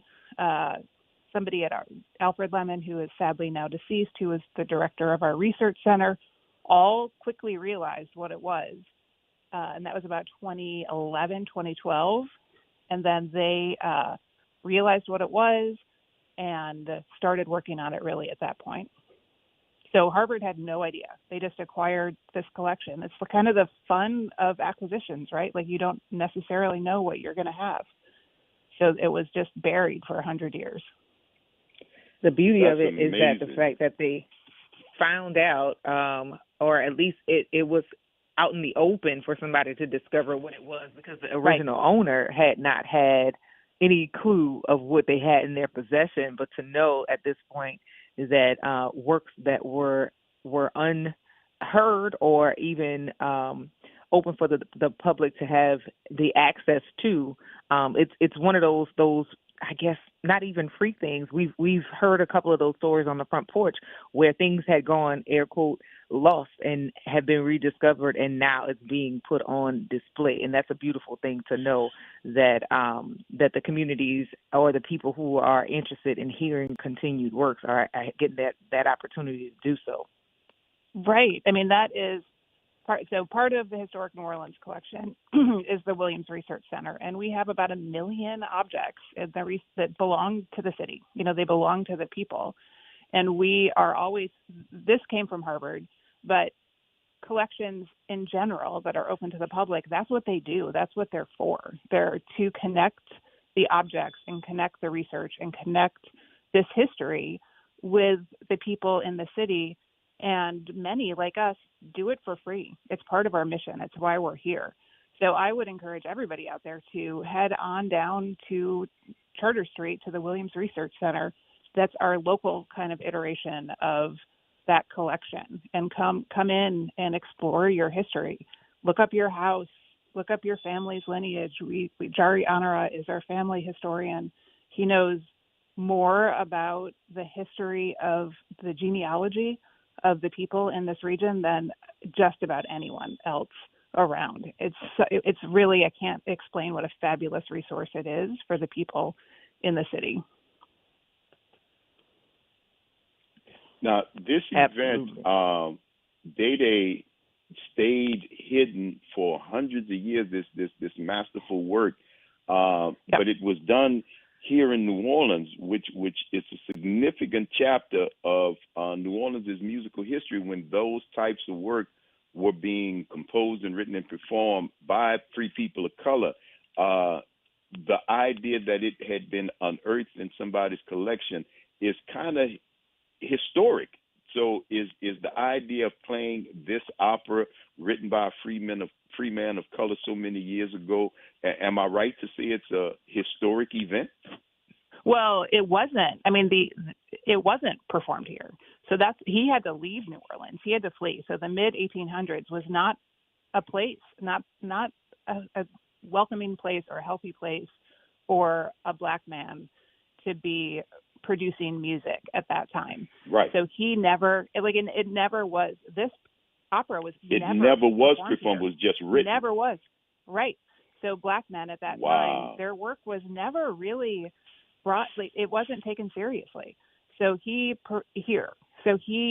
wrote this work, never got it staged in his hometown. So it is beyond. I mean, it is historic that we're bringing it back here and we're premiering it here, where he was born and where it was never brought to life here. He wasn't respected here enough for this work to be performed. So it is really exciting to be able. That's why we call it homecoming. We're bringing this work home. We're bringing him home to the place where he was born, where he was baptized, to make sure that in the big picture we can respect this work and we can respect him and we can bring it to life in that cathedral. I love it. That's amazing. That is fantastic. Wow. He was born here, but the song here, but it never got a chance to live here. Yep. And that's going to That's right. happen at the cathedral.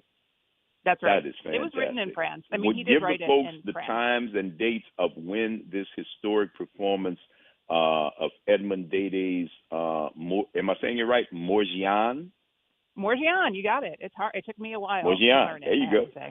That's a little French up now, you know. Tell the folks when they would be able to see and hear this historic performance. Well, it's going to be tomorrow night, and I really encourage people to come over to the Williams Research Center, which is at 410 Charter Street at 5. It's a little bit early, but we're going to do a pre-concert lecture from 5 to 6, and that really will teach folks. You'll be able to talk with Giovanna Joseph, who is the heart and soul and talent behind this. You'll be able to talk with the guest conductor. You'll be able to talk with the folks who are bringing this to life. Learn a lot more about the context of this opera, and then the opera itself will be over at St. Louis Cathedral. Doors open at 7 p.m., and the concert begins at 7:30. That said, there's a little bit of weather out there, so go to our website, hnoc.org, and there's a button you can push just to enter your email address to get updates about the concert. We are all on the same, we're all doing everything we can to make sure the show goes on tomorrow night as planned. We can't control the roads. So just in case we have to change it to Friday or update it based on that ice on the roads, sign up for that email and we will let you know. As of right now, everything is on track. We think by tomorrow night, everything is going to be fine. And that's at hnoc.org, yes? Correct, yes. Okay, hnoc.org to get that tomorrow night. Tomorrow night. The weather permitting, I think we'll be good. I think we're going to be good too. I really do. Yeah, I really do. Because the streets, according to our erstwhile meteorologists, everything will start to melt at some point later today and into the night. So tomorrow night, you should be able to safely go and hear the historic performance of our own Edmond Dédé's Morgian at the St. Louis Cathedral. History in the hearing. History in the hearing. Amy Williams, Historic New Orleans Collection. It is always a pleasure. When you stop by the Front Porch, you always come bringing sunshine and good news, and we appreciate that. You take care of yourself, and we'll see you soon. Thanks for having me. Absolutely. Have a good one. Bye-bye. It's the Front Porch, y'all. WBOK 1230 AM, what New Orleans is talking about. All day long. Don't go nowhere, y'all. Stick and stay. We'll be back on the other side of the break. Bad Churn Wednesday.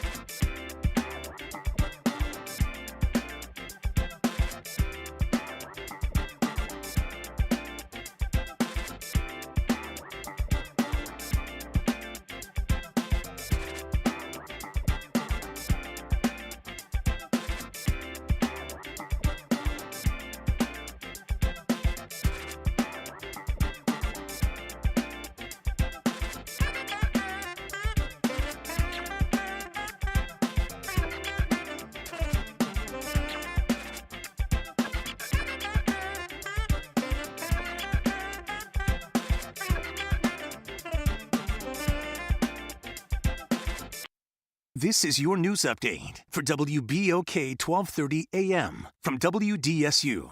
For all your news and weather, watch WDSU News, New Orleans' leader in live, local, late-breaking news. Today at noon and 4 p.m. Today is a WDSU First Warning Weather Alert Day. Snow is here and will continue falling for most of the day. 4 to 6 inches is expected, possibly higher in some spots. Snow tapers off by the evening, but temperatures will be in the teens on the North Shore and the 20s on the South Shore tonight, so refreezing is a possibility.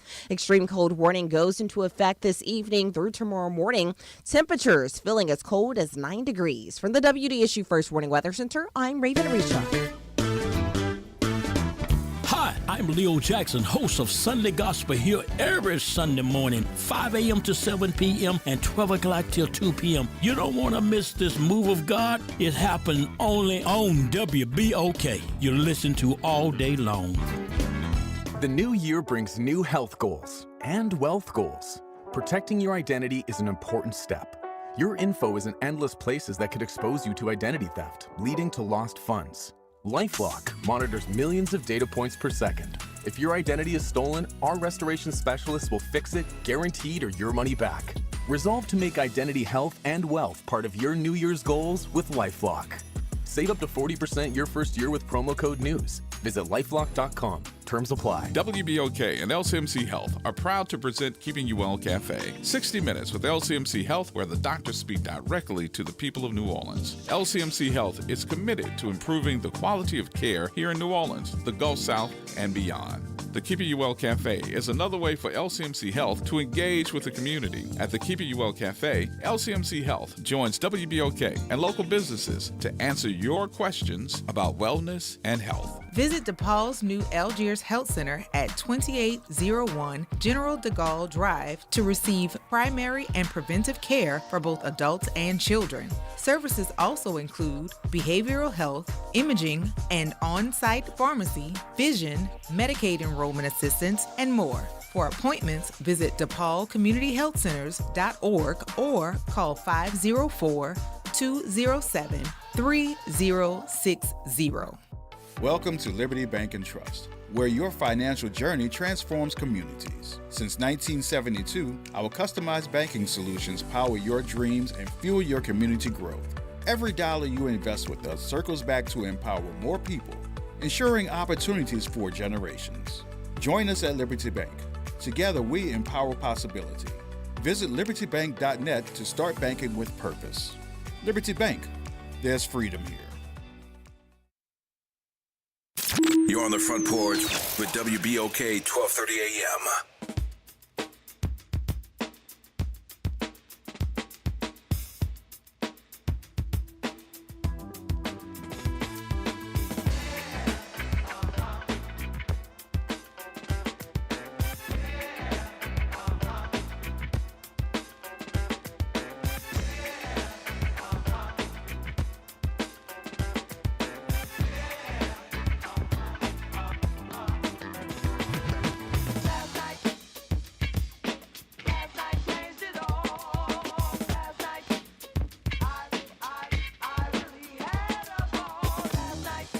On the phone, my girl was telling me she was all alone, so I asked her if she was down to go to Union Square, check out the show. She said okay, she'd never seen Red Spin. In order to go, she'd have to bring a friend. Thought if I put things up, getting paid would be a shoo-in.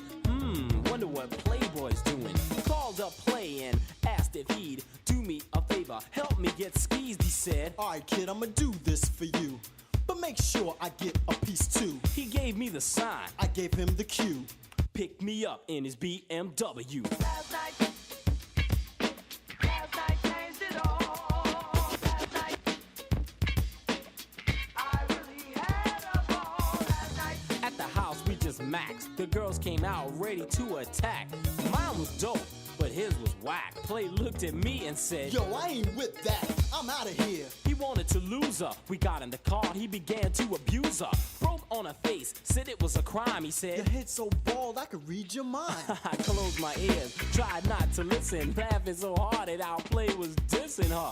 All the way to Union Square, hip hoppers and coppers were everywhere. I have to admit, it was quite a scare, y'all. Brooklyn, Brooklyn! Yeah, that's right, was terrorizing the square. Last night,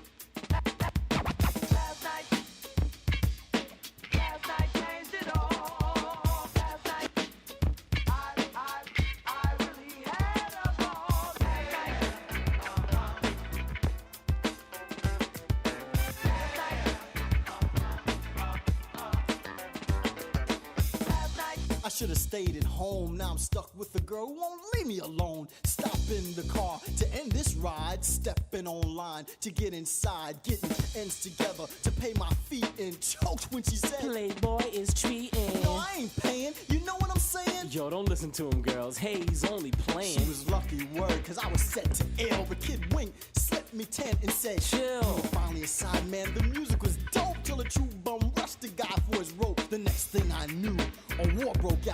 Kid and his dip north, me and mine skipped south. Last night changed it all. Last night, I really had a ball. Last night, my man heard rock beats. People started to dance and the riffing ceased. I chilled up on the wall to catch my breath until this girlie jumped up and said, this jam is tough. I saw she was a rebel. I was feeling faint, the hot body of a devil, the face of a saint. Could I have been wrong all night long? Was this the girlie I've been breaking on? Upon further inspection, I noticed something. She was more than deaf. This girl was pumping. I felt small as an elf after the things I said. I know I played myself, but I kicked it live and I must admit it. It sounded good when she said, I'm with it. Last night changed it all. Last night, I really had a ball. Last night.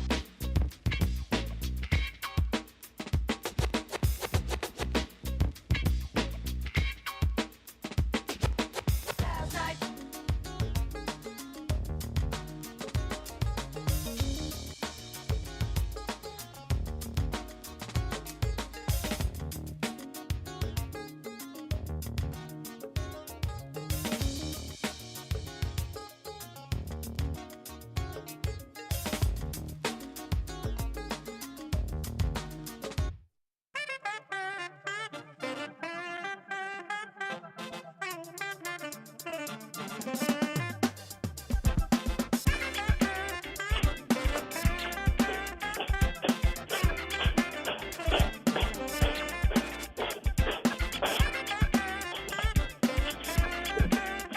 Welcome back to the Front Porch here on WBOK 1230 AM. What New Orleans is talking about all day long. All day long.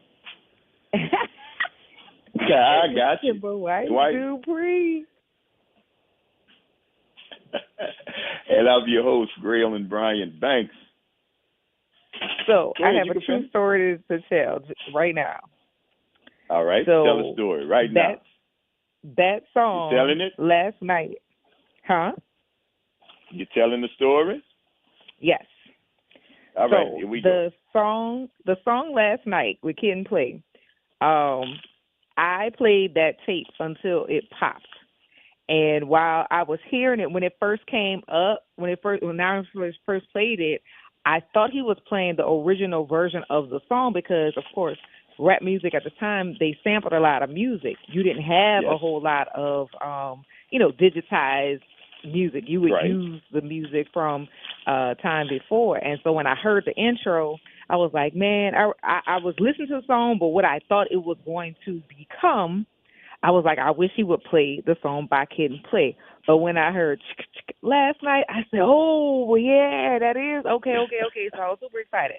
And while the whole thing was playing, Kid and Play did a great job of storytelling because this whole song was about them going out for a night, blind date hookups. Because, if you're going with a friend, a young lady would often bring another friend just to make sure, like, if old dude was crazy, at least I had somebody with me to help me fight him off, right? And you don't want her coming along being the third wheel on the date, so you bring a guy or you bring a somebody to entertain. But at any rate, hearing Play and knowing the period of the time and listening to all was done, like I could see all of what they were talking about. But the funniest thing to me was when he was complaining about how, she didn't look good, she wasn't as cute as I thought, blah, blah, blah, blah. And I'm like, you are so shallow. And then all of a sudden you see her through different eyes, and now she's somebody that you are looking forward to being with. But the kicker that really made me laugh was Kid Slip played $10 for him to pay for 2 tickets to get into an event, which meant it was $5 to get into an event. What was the last time you paid $5 to get into anything? Like anything. $5 won't get you a drink now. Did we lose him? Uh-oh.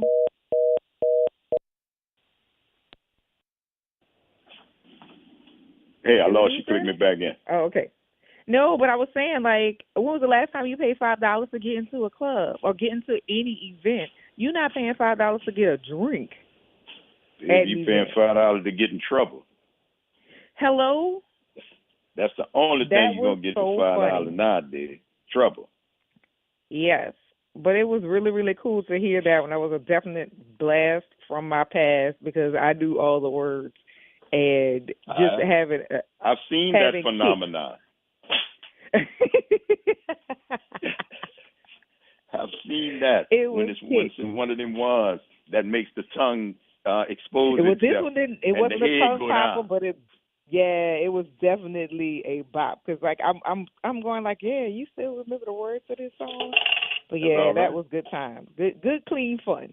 Good clean fun. Good clean fun. Because you took a bath afterwards. It's the Front Porch, y'all. WBOK 12:30 a.m. What New Orleans is talking about. All day long. Don't go nowhere, y'all. We had to take this quick break, but we're going to be back. Don't forget, tell all your friends we got the docs at the bottom of the hour. See y'all on the other side of the break.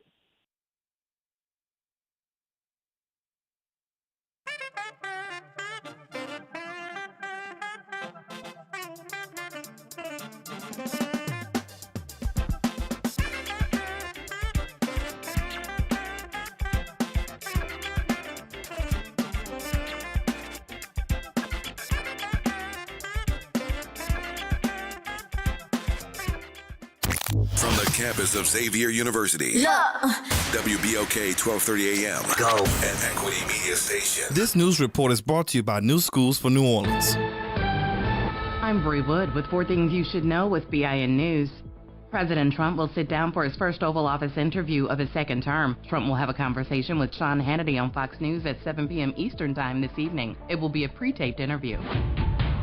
New York City's Mayor Eric Adams is facing criticism for skipping his MLK Day schedule to attend Trump's inauguration. Adams defended his decision as honoring MLK by reaching across the aisle. Reverend Al Sharpton questioned his motives. The Federal Reproductive Health Care website launched in 2022 to provide information on reproductive rights and health care is now offline. The Department of Health hasn't explained the removal, which occurred the day after President Trump's inauguration. And Chris Brown is suing Warner Brothers for $500 million, claiming their docuseries Chris Brown, A History of Violence, contains defamatory statements and ignored facts to ruin his reputation. I'm Bree Wood on the Black Information Network, your home for Black News First.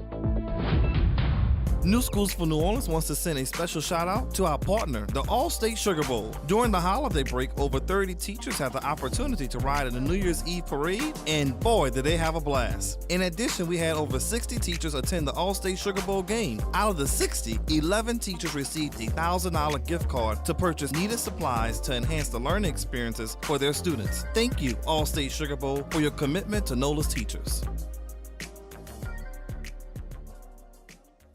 You're on the Front Porch with WBOK 1230 AM.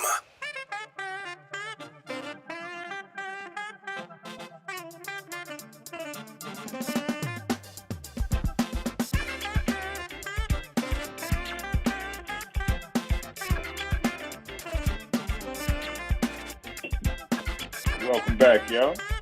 Front Porch, WBOK 1230 AM, what New Orleans is talking about. Hello? All day long. Oh, there we go. I'm sorry. Thought I had lost you on there for a minute. I'm your host, Grail and Brian Banks. And I'm your host, Kimber White Dupree. Hey, y'all. Brother Nyron's out there somewhere getting it done. But he getting it done so we can get it to y'all. Thank you for sticking with us as we roll into this third and final hour of today's episode of The Front Porch. Thank you guys for being with us on this snow day dealio. It's all right, though, because we're getting through it. We are getting through it. Two great guests, so far today. A lot of historic stuff going on. Both of those events are happening tomorrow, somewhere around the same time. So it's okay. Make up your mind. Catch one, and we'll tell you about the other one. There you go. Look out, puppy. Come on, bro. You got to move. I'm working now. So okay, so I'm not the only person with the furry children that's looking at you now. You here, so whatever you do outside. Looking at me like who you talking? Who you talking? That's what you do outside. But when you come here, you do things that we do here. I love it. All right. I'm telling you now. He a member of the family, so I don't know if you're going to have company over here and don't tell him I'm in the room with you. You know? But I also know that people were talking about snow angels and snowmen and different things. Now there are some things that are milestone dealios during snow events and whatnot that people, do, like snow angels and snowmen and different things like that. If y'all can check your phones, I just sent you a photograph of one of the things one of my bucket list items that because of the snow, I had the opportunity to check off of the bucket list of things to do. Did you get the picture? I can't stand you. I cannot stand you. I should have known better. But with my excitement about snow days and new experiences, I should have known better. But that was my bad, Kimber. You did that to yourself. I knew better, and still, my Lord. Yes, ma'am. I Lord. just sent Kim Van Nyren a photograph of my artwork, as it were, my autograph, because I have always wanted to emblazon snow with my initials in a very, very unique way. Well, not quite unique, because I know many people have done it. That's how I found mama. I'm gonna tell your mama. Oh my goodness. Oh, I sent the picture to the family group text. Oh my God. Oh yeah. Oh my God. I should have known better, and I kind of thought it, and I was like, I didn't even. It was like, let's see. It's might have gotten the snow angel. No. I no, you wasn't getting no snow angel. Better. I want to know now. I tripped. Who else? The puppy got between my legs. I don't know. I should have known better. Who else did that?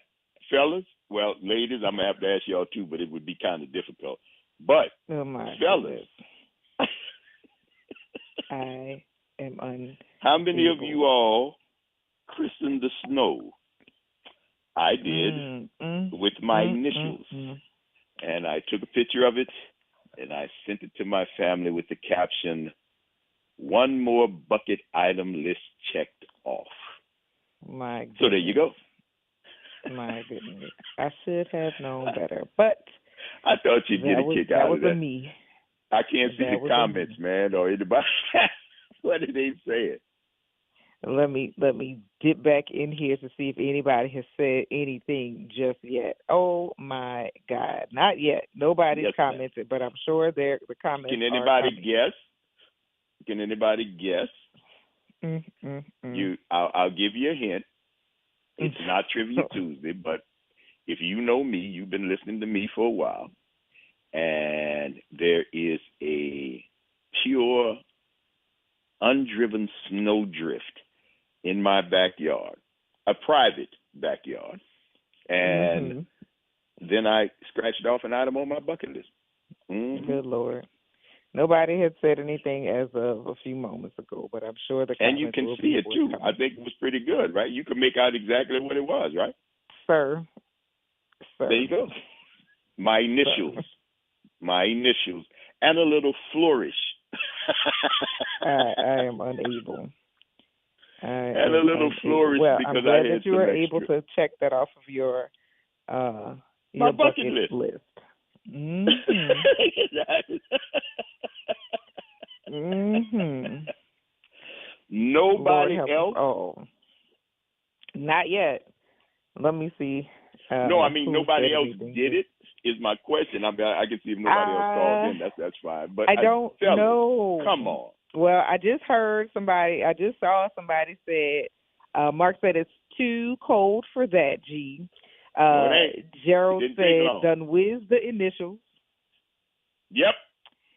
And Wally Yep. said don't eat yellow snow. Don't eat snow.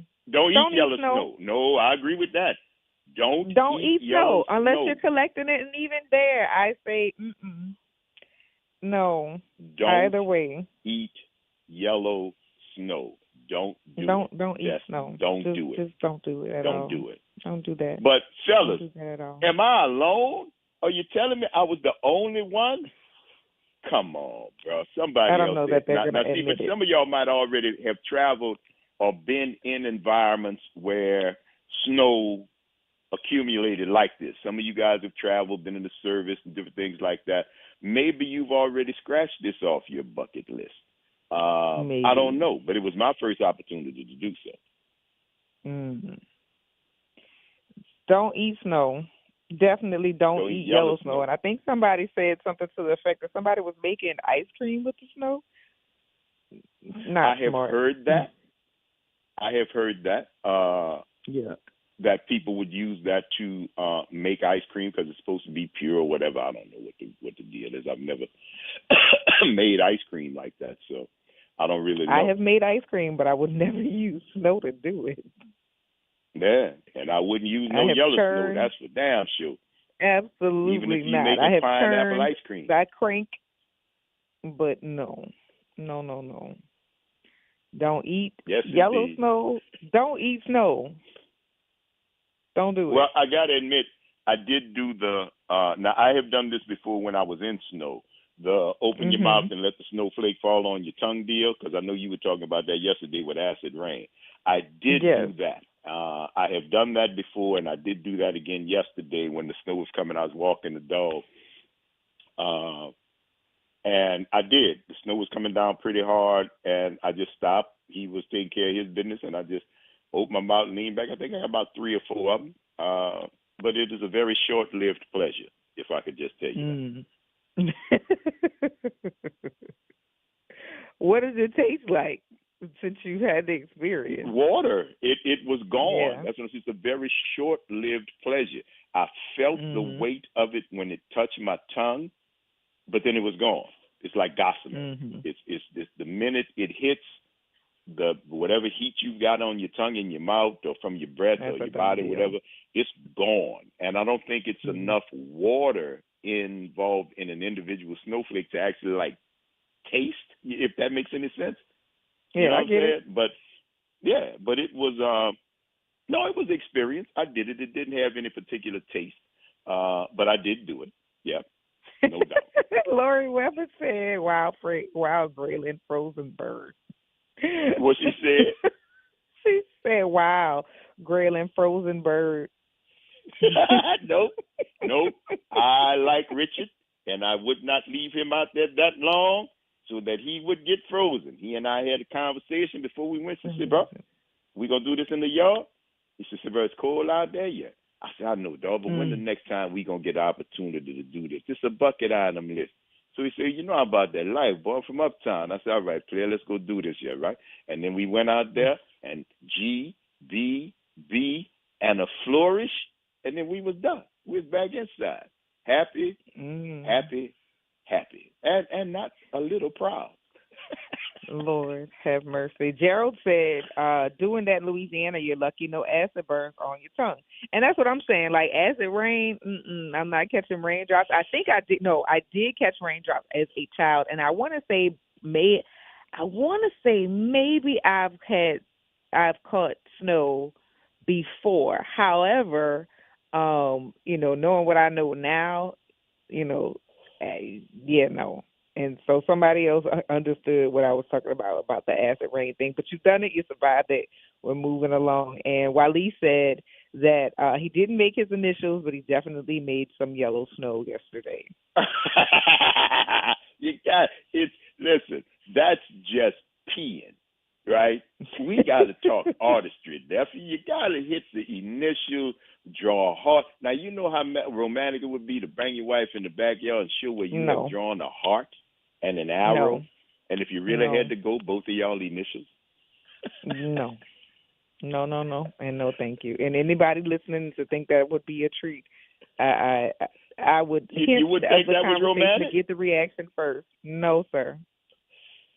No, what would you think it is?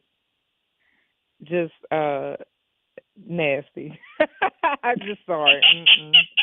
No, it would be something. Okay, so that was something that you did. Oh, you feel proud? Well, wonderful. I'm good, but don't drag That's my all I issues want. in that. That's all I want. As long as you don't Good knock Lord. it, if you smile and tell me you're proud, I'm good. That's all we want. That's all we want. That is good. That's all we want. wanted. But I could not pass that opportunity up, y'all. So give me whatever adjective you may. But that was 10 inches of snow in New Orleans, Louisiana in January 2025, and I had to make my mark. I offer no apology. And make your mark, you did. Make my mark, I did. And the funny part about it was snowing. The snow was coming down so hard, 15 minutes later, gone. You couldn't see it anymore. Gone. It was literally gone.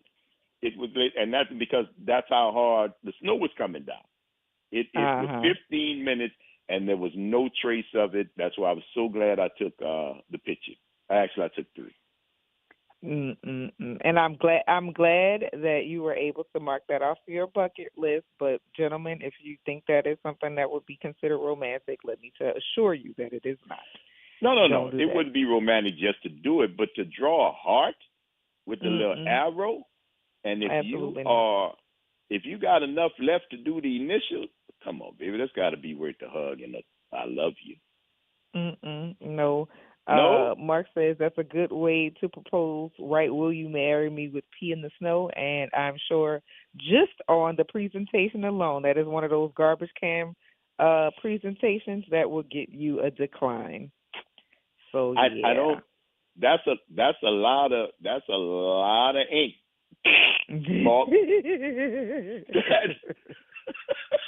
I'm telling you, God. I did GBB. And I had enough left for a little flourish underneath. But, dude, will you marry? Now, if she take an anagram, WYMM, with a question mark, you might could squeeze that out. But will you marry me? A whole sentence? You might have to recruit your boys. Cause. And even more so, yuck. Yeah. Ick. Yeah. Or you could just, get your little bucket, save it, I cannot. and then go out No, there. sir. Absolutely not. You're right. This is now sounding like the boys who like to dig in the dirt. You need like a pitcher because you gotta be able to control the stream. A bucket wouldn't allow you to do that. Yeah, you need like a pitcher with a little pointed spout on it, so you could, right. Thank you for that, Kim. I didn't think about that. Yuck. Bodily fluids, throw it all away. Throw it well, all there you go, kids. away. I hope that you guys got a chance to do that. Ladies, I know you would not have. Some of you might have taken the challenge, but some of you wouldn't. But at the same time, that would bring a some whole of them take that shit. drip. Come on, Kimber. That would have been a whole situation, a change of definition of dripping. No, thank you. Coffee drip, no, we don't need any of that. And then the amount of exposure it would take for that, no, absolutely not. Oh, listen, I eschew cold weather. You know that. There's everybody who know me know he ain't no cold weather dude at all, right? But this was history. It could not be not done. So I had to get over my dislike of frigid temps. I had to be one with Richard to make sure that he was cool with it. And we got our thing done. We memorialized it with a photograph. And just like most things in life, 15 minutes later, it was gone. It was done. It was going. But it was worth it. You had It fun. was worth it. I'm glad you had fun. And fun is relative, but yeah, I'm definitely glad I did it. Good Lord. I am certainly glad I did it. And all the best to anybody else who might, even those of you like Wally who might have just made a straight line. Or a hole. He might have just made because that's really what he made. Straight down. Yeah. Yeah. So again, don't eat snow. Yellow snow. You don't know what may be hiding beneath. Don't eat Especially. Snow. Don't do it. Yellow snow. Do not eat yellow snow. Now, again, I have to cop to the fact that several snowflakes went in my mouth yesterday. I cannot lie. I don't think I have suffered any ill effects thus far. So we'll see. We'll see. I enjoyed it, and I hope you did had a too. good time. I really did. Yes. I really, because it was here. It's like the new administration. It's here now. What you gonna do? It That's how most the snow certainly was. is here now. That's how the snow was. It's here now. What you gonna do? That's why I got the opportunity to make my mark on it. I'll let you figure out the rest. You see what I'm saying? There you go. There you go. There you go. There you go. My but I, goodness. See, I'm not the only person who's saying that. Rita said just nasty and trying to play it off as art. See? Yeah, it's okay. I'm not saying Listen, that. I'm not saying that. One but person's again, nasty is another person's art. It's the age-long discussion about what's acceptable and what's pornography, what's nude and what's nasty. It's not a problem. Opinions are welcome on the front porch. I understand. I'm not trying to play it off. I'm telling you how I felt. I'm not trying to play it. And if you're asking if I'm nasty too, yeah. So I can't stand you. I know. Listen, I know me. I know the difference. I'm not worried about you're welcome. You're welcome. I wish I could see the comments. Unfortunately, I can't. But it's all right, Kimber. Go keep me up to date. Oh, my goodness. Thank you for that, love. I appreciate it. I am weak at the comments. Yes, indeed. Y'all are hilarious. It's art. This is just as much It is art. entertainment for me as it is for y'all. So thank you so much for entertaining me. I said the comments are killing me. I said because just as much as this is entertainment for them, this is entertainment for me. So thank y'all. Thank y'all so much. I appreciate it. Oh, I know how it is. That's why I'm missing it. But it's all right. I'll catch up with y'all. Just like I'm going to catch up with y'all on the other side of this break, y'all. It's the Front Porch, WBOK 1230 AM, what New Orleans is talking about. All day long. Stick and stay. We'll see you on the other side.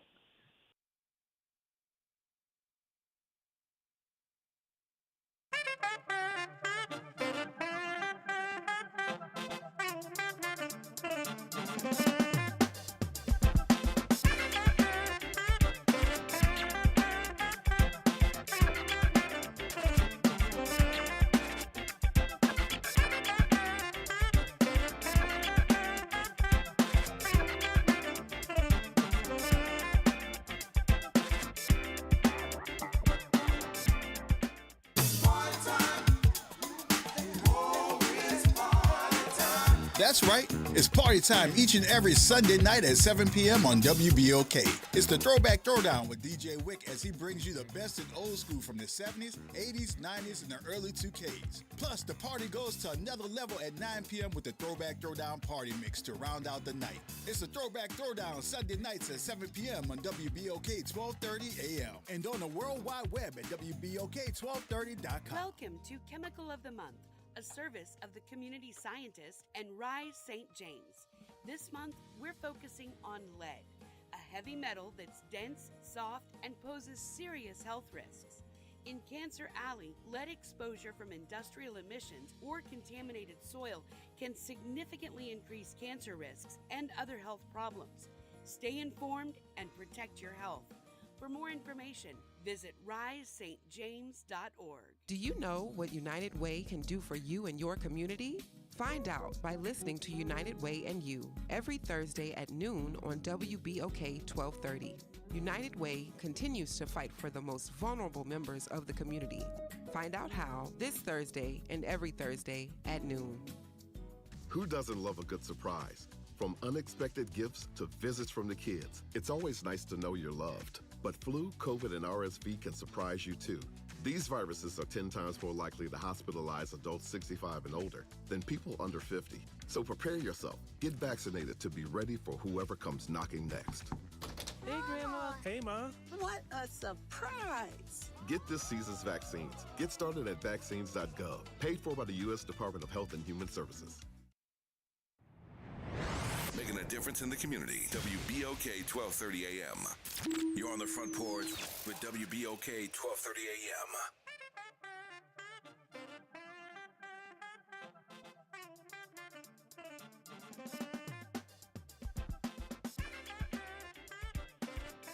Welcome back, y'all. It's the Front Porch. WBOK 1230 AM. What New Orleans is talking about. All day long. I'm your host, Graylin Brian Banks. And I'm your host, Kimber White Dupree. Good morning, y'all. It's Brother Nyron out there, y'all. Somewhere in the snow, bringing it to you, putting it all together. Mm-hmm. Thank y'all for joining us on this bad churn Wednesday. It's been a good Wednesday, man. Some folks are still talking about what's going on. Hopefully you get an opportunity to go out to one of the two events that are happening tomorrow once all the hazards are lifted, once the city and the state give the thumbs up that it is safer to get and move out on the street. So until you get that, if you don't have to go, don't go. Stay inside. Still be safe. The streets are still frozen. I just peeped outside. The snow has not gone anywhere. My car's still covered. The driveway is still covered. Nobody's left out. So, you know, if you don't have to go anywhere, please don't. Stay hunkered down and do your thing. What is that? We always say that. Hunker. What's that? Hunker down? What hunker they down? often talk about that in military terms. I heard. I didn't hear civilians really use this until one year where this newscaster on Channel 4, he must have been drunk out of his mind, and he thought it was so funny to keep saying hunker down, and he kept saying it. It was the funniest thing. Hunker down. Let's see, because I never. The meaning of hunker down was to lower the body, stay in place for a period of time. But where did it come from? That's the definition. That's all right. I'll look for it.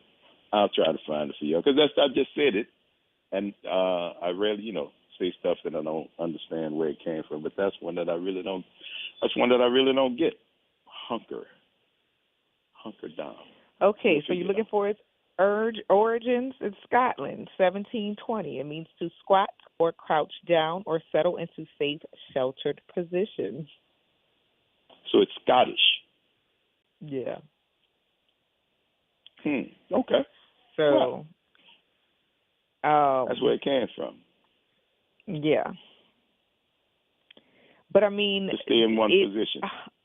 Right. So hunker down, if you think about if you're in a combat situation or if you're on rough waters in the Navy, there are certain positions they'll tell you to get into in order to have the most safety. If you are experiencing a tornado or all of those different things, hunkering down means to find shelter. But if you're trying to avoid explosions or whatever, you're going to crouch down to get your body under. So, yeah. If you got any sense. Well, yeah. If you got any sense, you're going to crouch down. But no, I knew what it meant because that's what I was telling people to continue to do, to hunker down, because that's what we've been doing for the past couple of days. It's been a very comfortable hunk I must say that because everybody had a chance to get prepared, know it was coming. This didn't sneak up on us.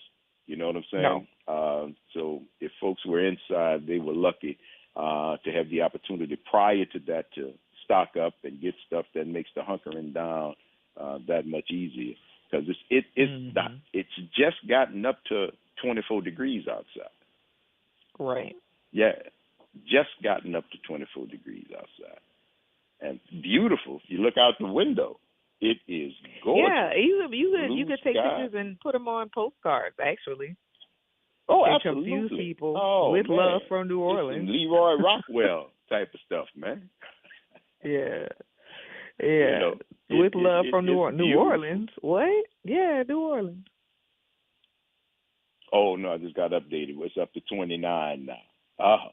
Balmy. Oh, okay. Yeah, you can put on shorts now. It's up to 29.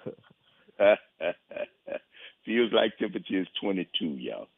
So, yeah, stay in. Exercise caution.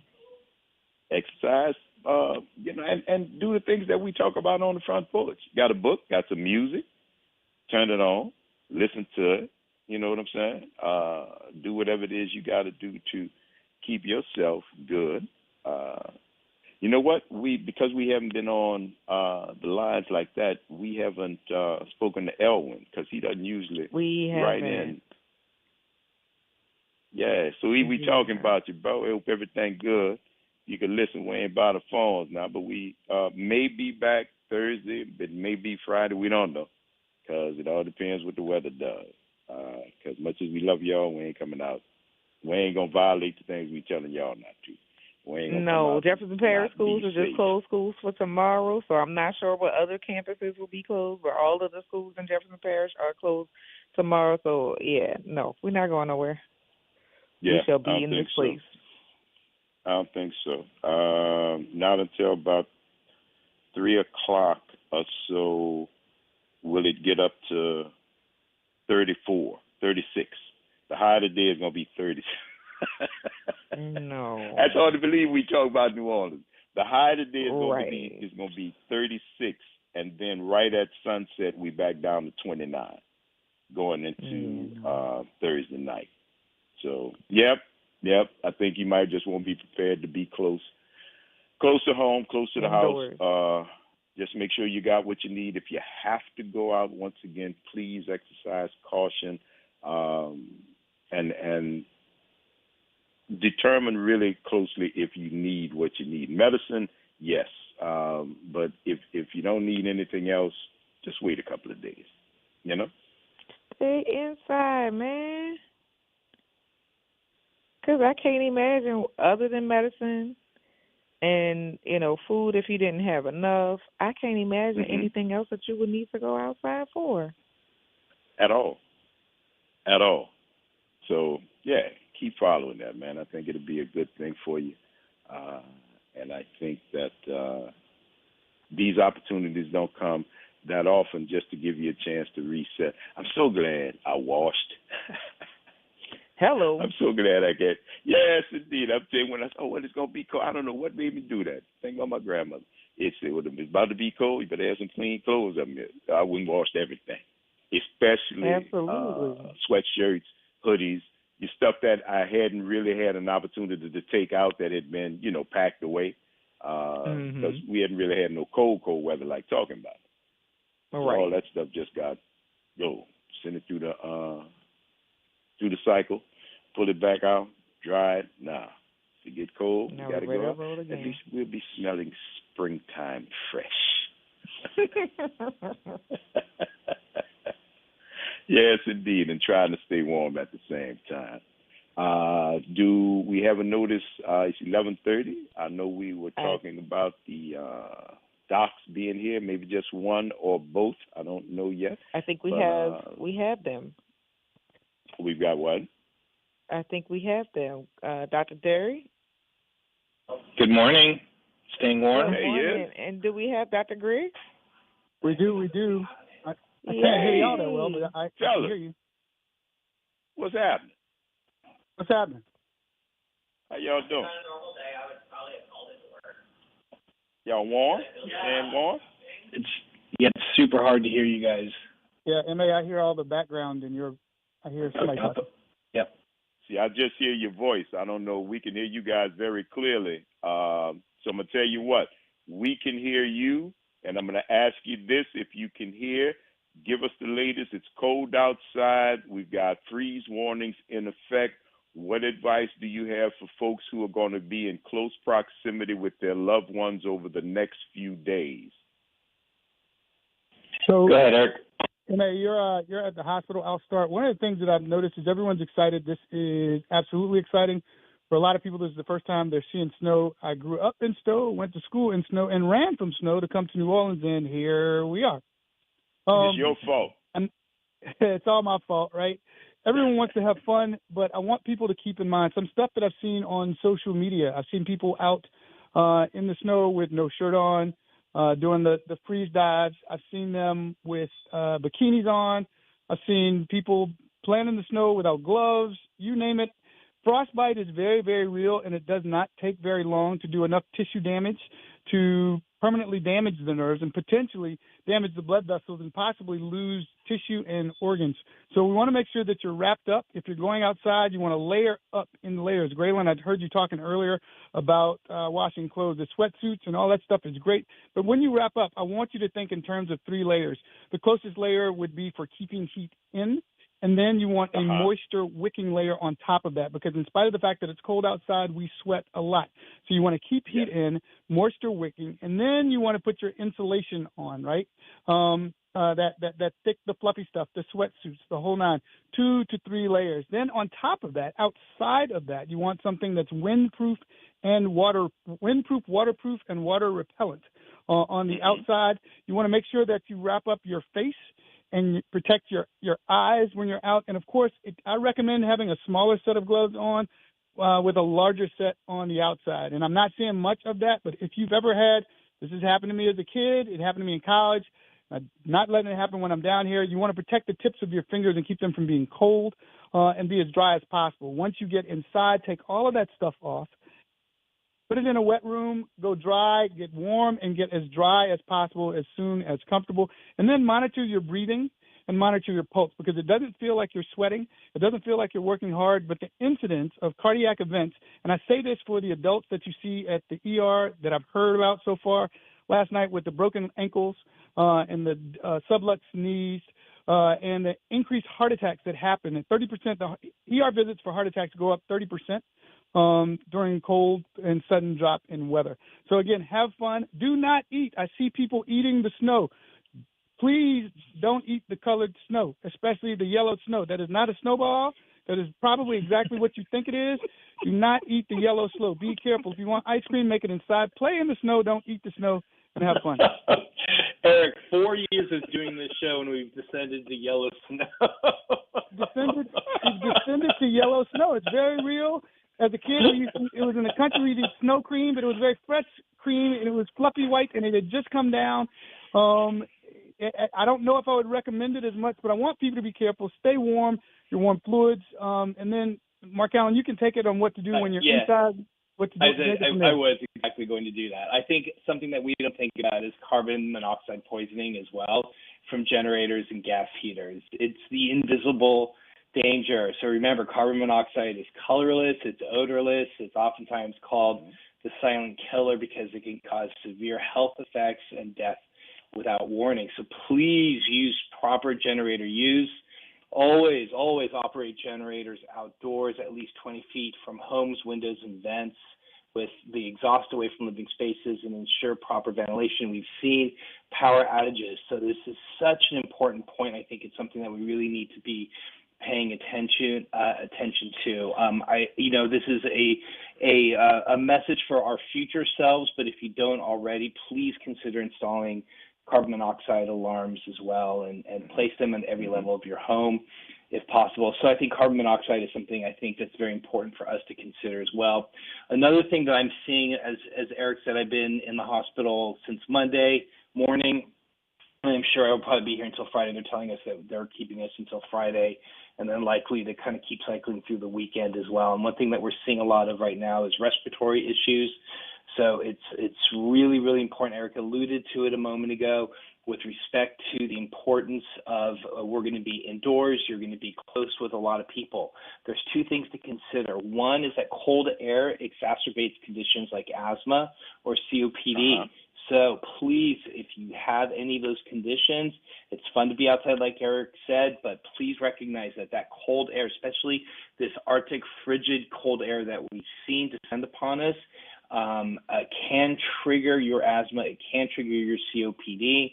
And I know, as lovely as I know that I am and as charming and as charismatic as I am, you don't want to come see me in the hospital. You much rather be with your family at home. So recognize that those are the things that can happen.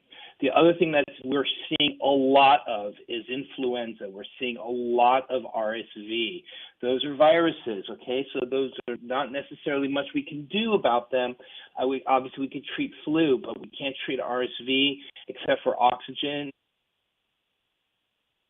and steroids. Sorry about that. And so it's important that if you don't feel well, if you feel like you have a cold, you're not at your best, and we're all indoors, please wear masks or have your family members wear masks as well. I can't underscore the importance of respiratory issues. I have I'm going to get a couple more. I'm going to probably have 26, 27 folks on my census, which is a lot for us. Usually we carry 15 to 18, but we're on skeletal crew right now, and I would say about a third to half of those people are here for respiratory issues.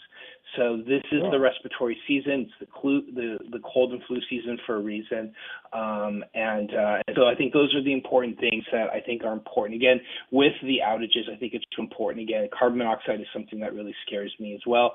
The other thing I will say, and I'll kick it back over to you, Eric, is please stay off the roads. Eric alluded to this a moment ago with the broken ankles and stuff. We do not. I went to medical school in Maine and went to residency in Cleveland.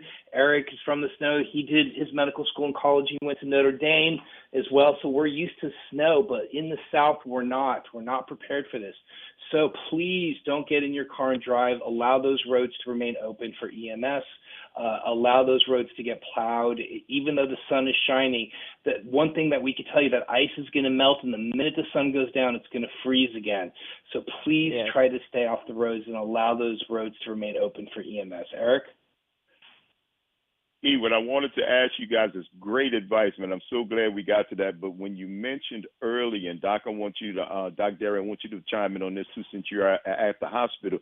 You mentioned the rise in cardiac issues. Is this because it is more physically taxing and people don't realize it, even though it's fun, it's more physically taxing on the body to walk or actually traverse snow? Is that why you see the increase? That was actually on my list. Yes, thank you for... It's exactly that. Exactly that. Go ahead, Markel.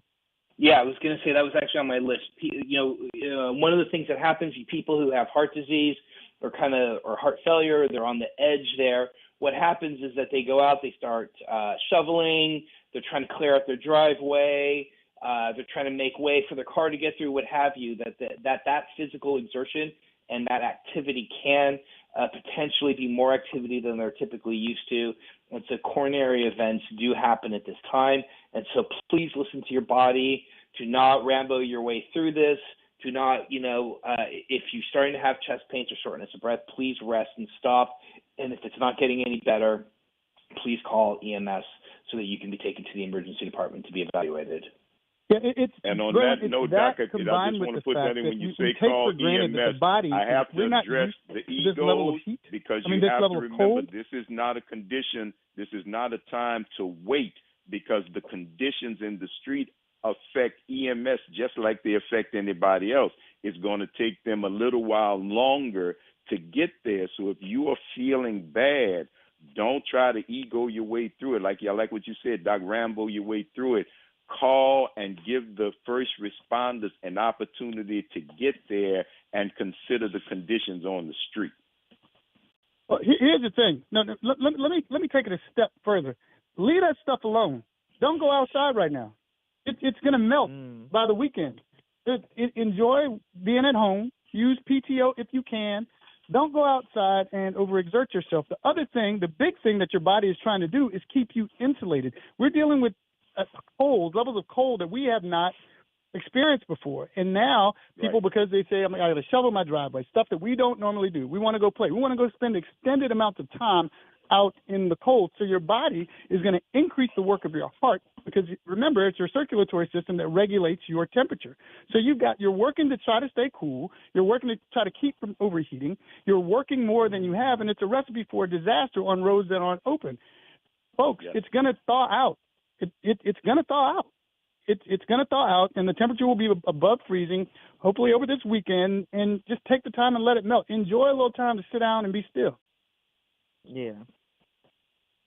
Yeah, I think that's great advice, Doc. I think that is great advice because, like I said, it's here now. And now that it's here, it's no sense to try to fight it or do anything about it.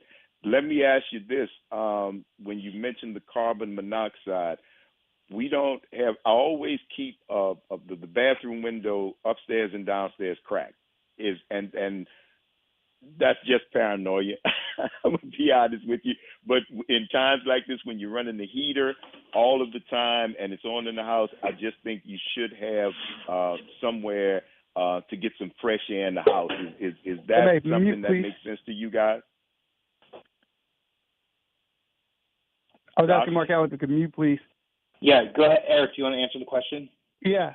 So here's the thing. So it's a good idea to keep the windows cracked. That it is a great safety measure, but it's also a great ventilation measure. One of the things Mark Allen talked about was RSV, COVID, and the flu, and all the respiratory illnesses. One of the things that's good for your house is ventilation, letting your house breathe, letting some of the stuff inside get outside. And if it happens to be carbon monoxide, excess carbon monoxide, that's even better. So there's a lot of wisdom in a lot of the habits that we have that we don't realize. Because if you can think about it, there was a time when we didn't have electricity and people just kind of noticed that, hey, we need to do something to protect ourselves. The less it smells like this, the less we get sick or the less we die. Right. And I promise you that habit came from my grandmother. Crack a window, keep some fresh air in the house, especially when it's cold outside. I know it's going to be a little dry, but you got to keep because you're running the heat all the time. And it's just been ingrained. And I'm glad I got an opportunity to ask because the ventilation part and the RSV part, which is almost more vital today, but it meant something even then too. So, yeah, that's good to know, man. That's good to know. Gentlemen, we're going to have to take a quick break, man, but I hope y'all don't have to go nowhere. You know how we do. You're tuned into the Front Porch, WBOK 1230 AM, what New Orleans is talking about. All day long. All day long. We're going to see you on the other side of the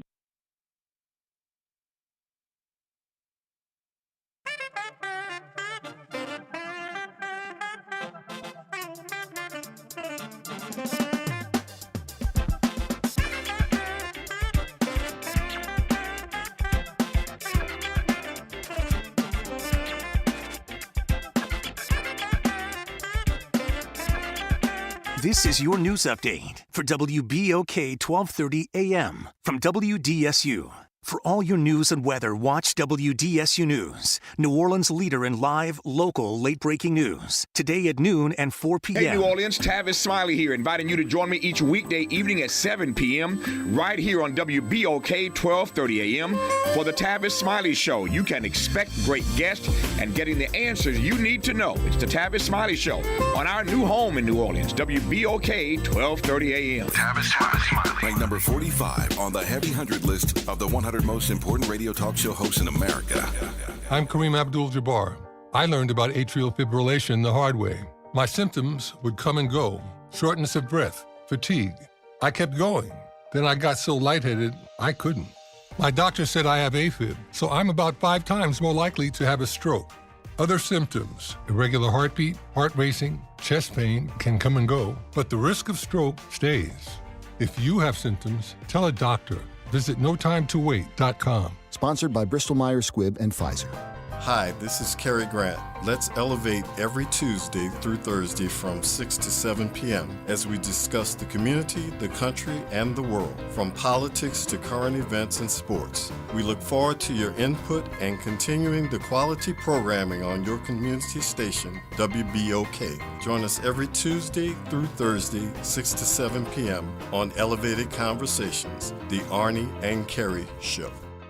I'm Howard Robertson, founder and creator of the Play Ode app. Back in the day, we used to ask, how you living? And that's still a relevant question today. Listening to good stuff helps you live well, like what you hear on the Play Ode app. ODE stands for Our Digital Entertainment, so you enjoy the best radio stations playing the best classic R&B, hip-hop, gospel, smooth jazz, news, sports, and podcasts. And new sounds are coming at you in 2025, so don't wait or hesitate. Download PLAYODE today.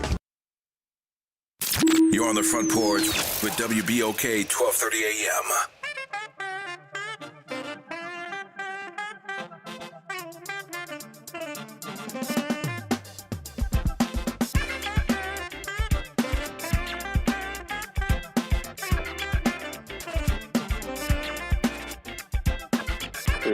AM. What you want to be talking about? We got the doctor, Dr. Derek Griggs, Dr. Mark Allen Derry back with us here on the Front Porch talking about the best things for you to be doing and not doing in this cold weather snap. Both of these gentlemen have probably what they would consider too much experience with snow and cold weather and things like that, and are giving all of their collected wisdom to you guys. What else do folks need to know, man? If you have to go out in this, what should you do? If we've talked about all the comments and stuff, but if you have to go out in it, Doc, what should you be doing? Well, let me ask you this. Are you talking about driving? I'm going to ask you to not go out. I'm going to say yes. If you have to go out in it, you can't call Uber. So, yeah, if you've got to walk or if it's close enough to walk, I don't know what's open. But, yeah, driving or walking, what do you recommend for folks to do to stay as safe as they possibly can? Well, we can start with we can start with the walking portion of it. Again, you want to bundle up and dress in layers. Make sure you have on, if you have boots, wear your boots. Double, triple up your socks. You want to walk heel toe. Stay away from anything. Black ice is very real. A lot of times when this stuff melts, it'll get dirt on top of it. You won't be able to tell the dirt from the ice. So you want to be very, very careful. Walk and take your time. If it's dry, please stay that way. Try to get home before dark. As far as driving goes, it might be a little challenging. It'll be interesting to see how the cars respond to this level of cold and cold change with ice on it. If you're driving, again, it's the exact same thing. A lot of times it will look like the regular road, and it's actually ice. Same thing with the accumulations of snow in certain areas. It might be in a pothole. It might look like it's flat, but it's really not, and you end up finding out the hard way.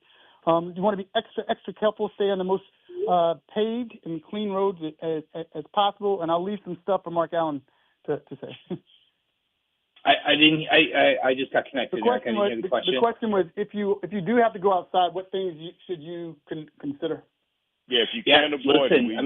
You said it best, especially with the first segment, Eric. The thing that we're concerned about that we'll see here in the hospital is frostbite.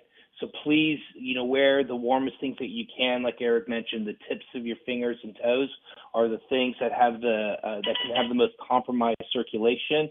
So please be careful with that. Stay as warm as possible. Eric, you I think you've said all the things that we need to consider. You even talked about yellow snow. So stay away from it was your basic message there. So.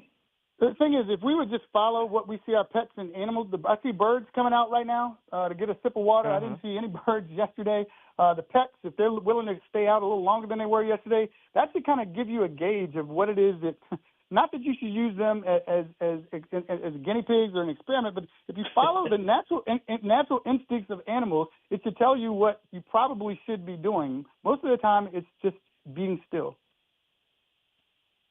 Doc, that makes perfect sense, man. That makes perfect sense. Just it's nature And nature would tell you in this time of the year, be inside if you can. The influenza deal, you've seen the uptick with that, Doc, and folks just need to continue to doing what we've been talking about all this time. Number one, stay inside, wash your hands, do all the things, wear a mask if you have to go out, but hopefully you don't have to do that. Doc, Braylon, can I just add something to that too? Say again. Braylon, let me add something to that if that's okay. Please. You mentioned influenza. I just want to be clear that everybody that I have seen in the hospital for influenza and for RSV were not vaccinated. 100% of them. So in other words, people who've been vaccinated have not come to the hospital. 100% of them were like, oops, I forgot my vaccine, or the other thing I hear is, I never get a flu vaccine because I never get the flu. And, my common response is, do you not put a seatbelt on because you never get into a car accident? No, of course you always put a seatbelt on. So we're seeing a lot of unvaccinated flu and RSV. So just another plug for that. MA, I can't miss this opportunity to be Cassandra and Grandma and great-grandmama and Mama again because it's most relevant now. Can we talk about norovirus and the importance of washing your hands, whether you're inside or not, please? Absolutely. My goodness, we're so close to a norovirus vaccine. Norovirus. I have seen so much norovirus here in the hospital. We have, thank goodness for COVID. COVID did bring some good things. One of them was that it brought these rapid diagnostic molecular tests that were kind of brought to market a necessity for COVID. And now we have found so many other things for it. And one of them is that we're able to test for norovirus. And so we're seeing, all of the people who are coming in with GI distress, we're actually now able to test and we can document What is GI distress? What is norovirus? I'm sorry. What is diarrhea? I was actually about to ask that. If you just give a quick diarrhea, nausea, vomiting, diarrhea, quote unquote stomach flu. Stomach flu. There you go. The bug for stomach flu is norovirus. There is an outbreak of it happening across the country, and I've certainly seen it here in the hospital as well. And while we're talking about outbreaks, what we are seeing a large amount of as well is pertussis. This is also called the whooping cough. Louisiana has been in the grips of a pertussis outbreak since I've been here, for decades. I got here right before Katrina, in early August of 2005. Like I brought the cold weather, you brought the pertussis. Huh? I brought the pertussis, that's right. And so we need to get vaccinated. There's a great vaccine for it. It's part of your tetanus vaccine. You get it every 10 years. Please don't be part of the people who are coughing all the time. If you are coughing a lot, and especially if you vomit after you cough, that is a sign of pertussis, and you need to get seen, treated, and vaccinated. Now, that is, say that name, what was it? Pertussis is also called the whooping cough. These are, you'll know it. I knew I recognized that's what it was, the whooping cough. And that whooping cough. That sound followed by, when you regurgitate. Vomiting. In adults. It's like a sea lion bark. In children, it's a sea lion bark. So for those of you who have children that you've heard your children cough and it sounds like a barking cough, that's what it shows up in children like that. And adults, they will oftentimes, we call it post-tussive emesis, which is the doctor way of saying you vomit after you cough. So that's a sign. You get that part, and that's part of the Tdap vaccine, which is tetanus, diphtheria, and pertussis. And we are in the grips of a pertussis outbreak right now. There was an article that came out a couple weeks ago. I think we may have talked about it here. Now I can't remember, where the Louisiana State Health Department is now being mandated to not make recommendations of vaccines. So it's incumbent upon us now to be making those recommendations to one another. Oh, boy. Okay. That is what's happening. Doc. Did we not send that? Did I not send that to you, Graylan? If I didn't, I'll send it to you right now. No. I want to talk about it next week. I did not know that we had an uptick in whooping cough. That's what I wanted to go back to, because that is, what are the symptoms of that would lead the cough, the seal sounding cough, is that the first symptom, or prior to that, is it just like a cold and flu, or does it go straight to that? It'll feel like a pneumonia. It feels like, you'll be tired, you'll be worn down, then it'll progress to kind of a shortness of breath, and then eventually it'll turn into a cough, but it's a cough that lingers for weeks and weeks and weeks. That's usually the number one sign that somebody does have pertussis, is that it's just a long-standing cough. A signature cough. Long-standing cough. Okay. All right. Now, remember, cough begets cough. The more you cough, the more you cough. Cough begets cough. The more you cough, the more you cough. So you can never sit on a cough. You always have to treat a cough. Always. Always, always, always. We always have cough medicine around the house. We like something called Tessalon Pearls. That is a non-narcotic medication that you need a prescription for. And it's important to have cough medicine around the house at all times, because the minute you start coughing, because when you cough, the brain receives the signal from your lungs that it coughed, and the only response back is to cough. And then it becomes a feed-forward mechanism.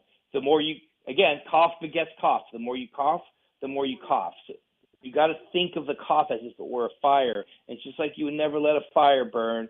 You always have to put a fire out. The same thing goes for a cough as well. Immediately put it out. Well, we can't end on a better note than that. Dr. Mark Allen Derry, Dr. Eric Griggs, always, gentlemen, thank you so much. Sage advice during this winter storm. You guys stay safe and stay warm, and continue strength to keep doing what you're doing. We appreciate you. Absolutely. Thank y'all. All right, fellas. Thank y'all for giving us 3 hours out of your lives that you never get back, and we certainly hope we've given you a little bit of something in return for the investment of your time. I'm your host, Graylin Brian Banks. And I'm your host, Kimber White Dupree. Don't eat yellow snow. Sage advice. That's Brother Nyron out there in the wilderness bringing us to you. Y'all practice random acts of kindness. Do something nice for somebody just because it's a nice thing to do. Take care of yourselves. Crack a window and let some fresh air in your house for a little while, then close it back up. It'll get warm again. See y'all on the flip. Peace out.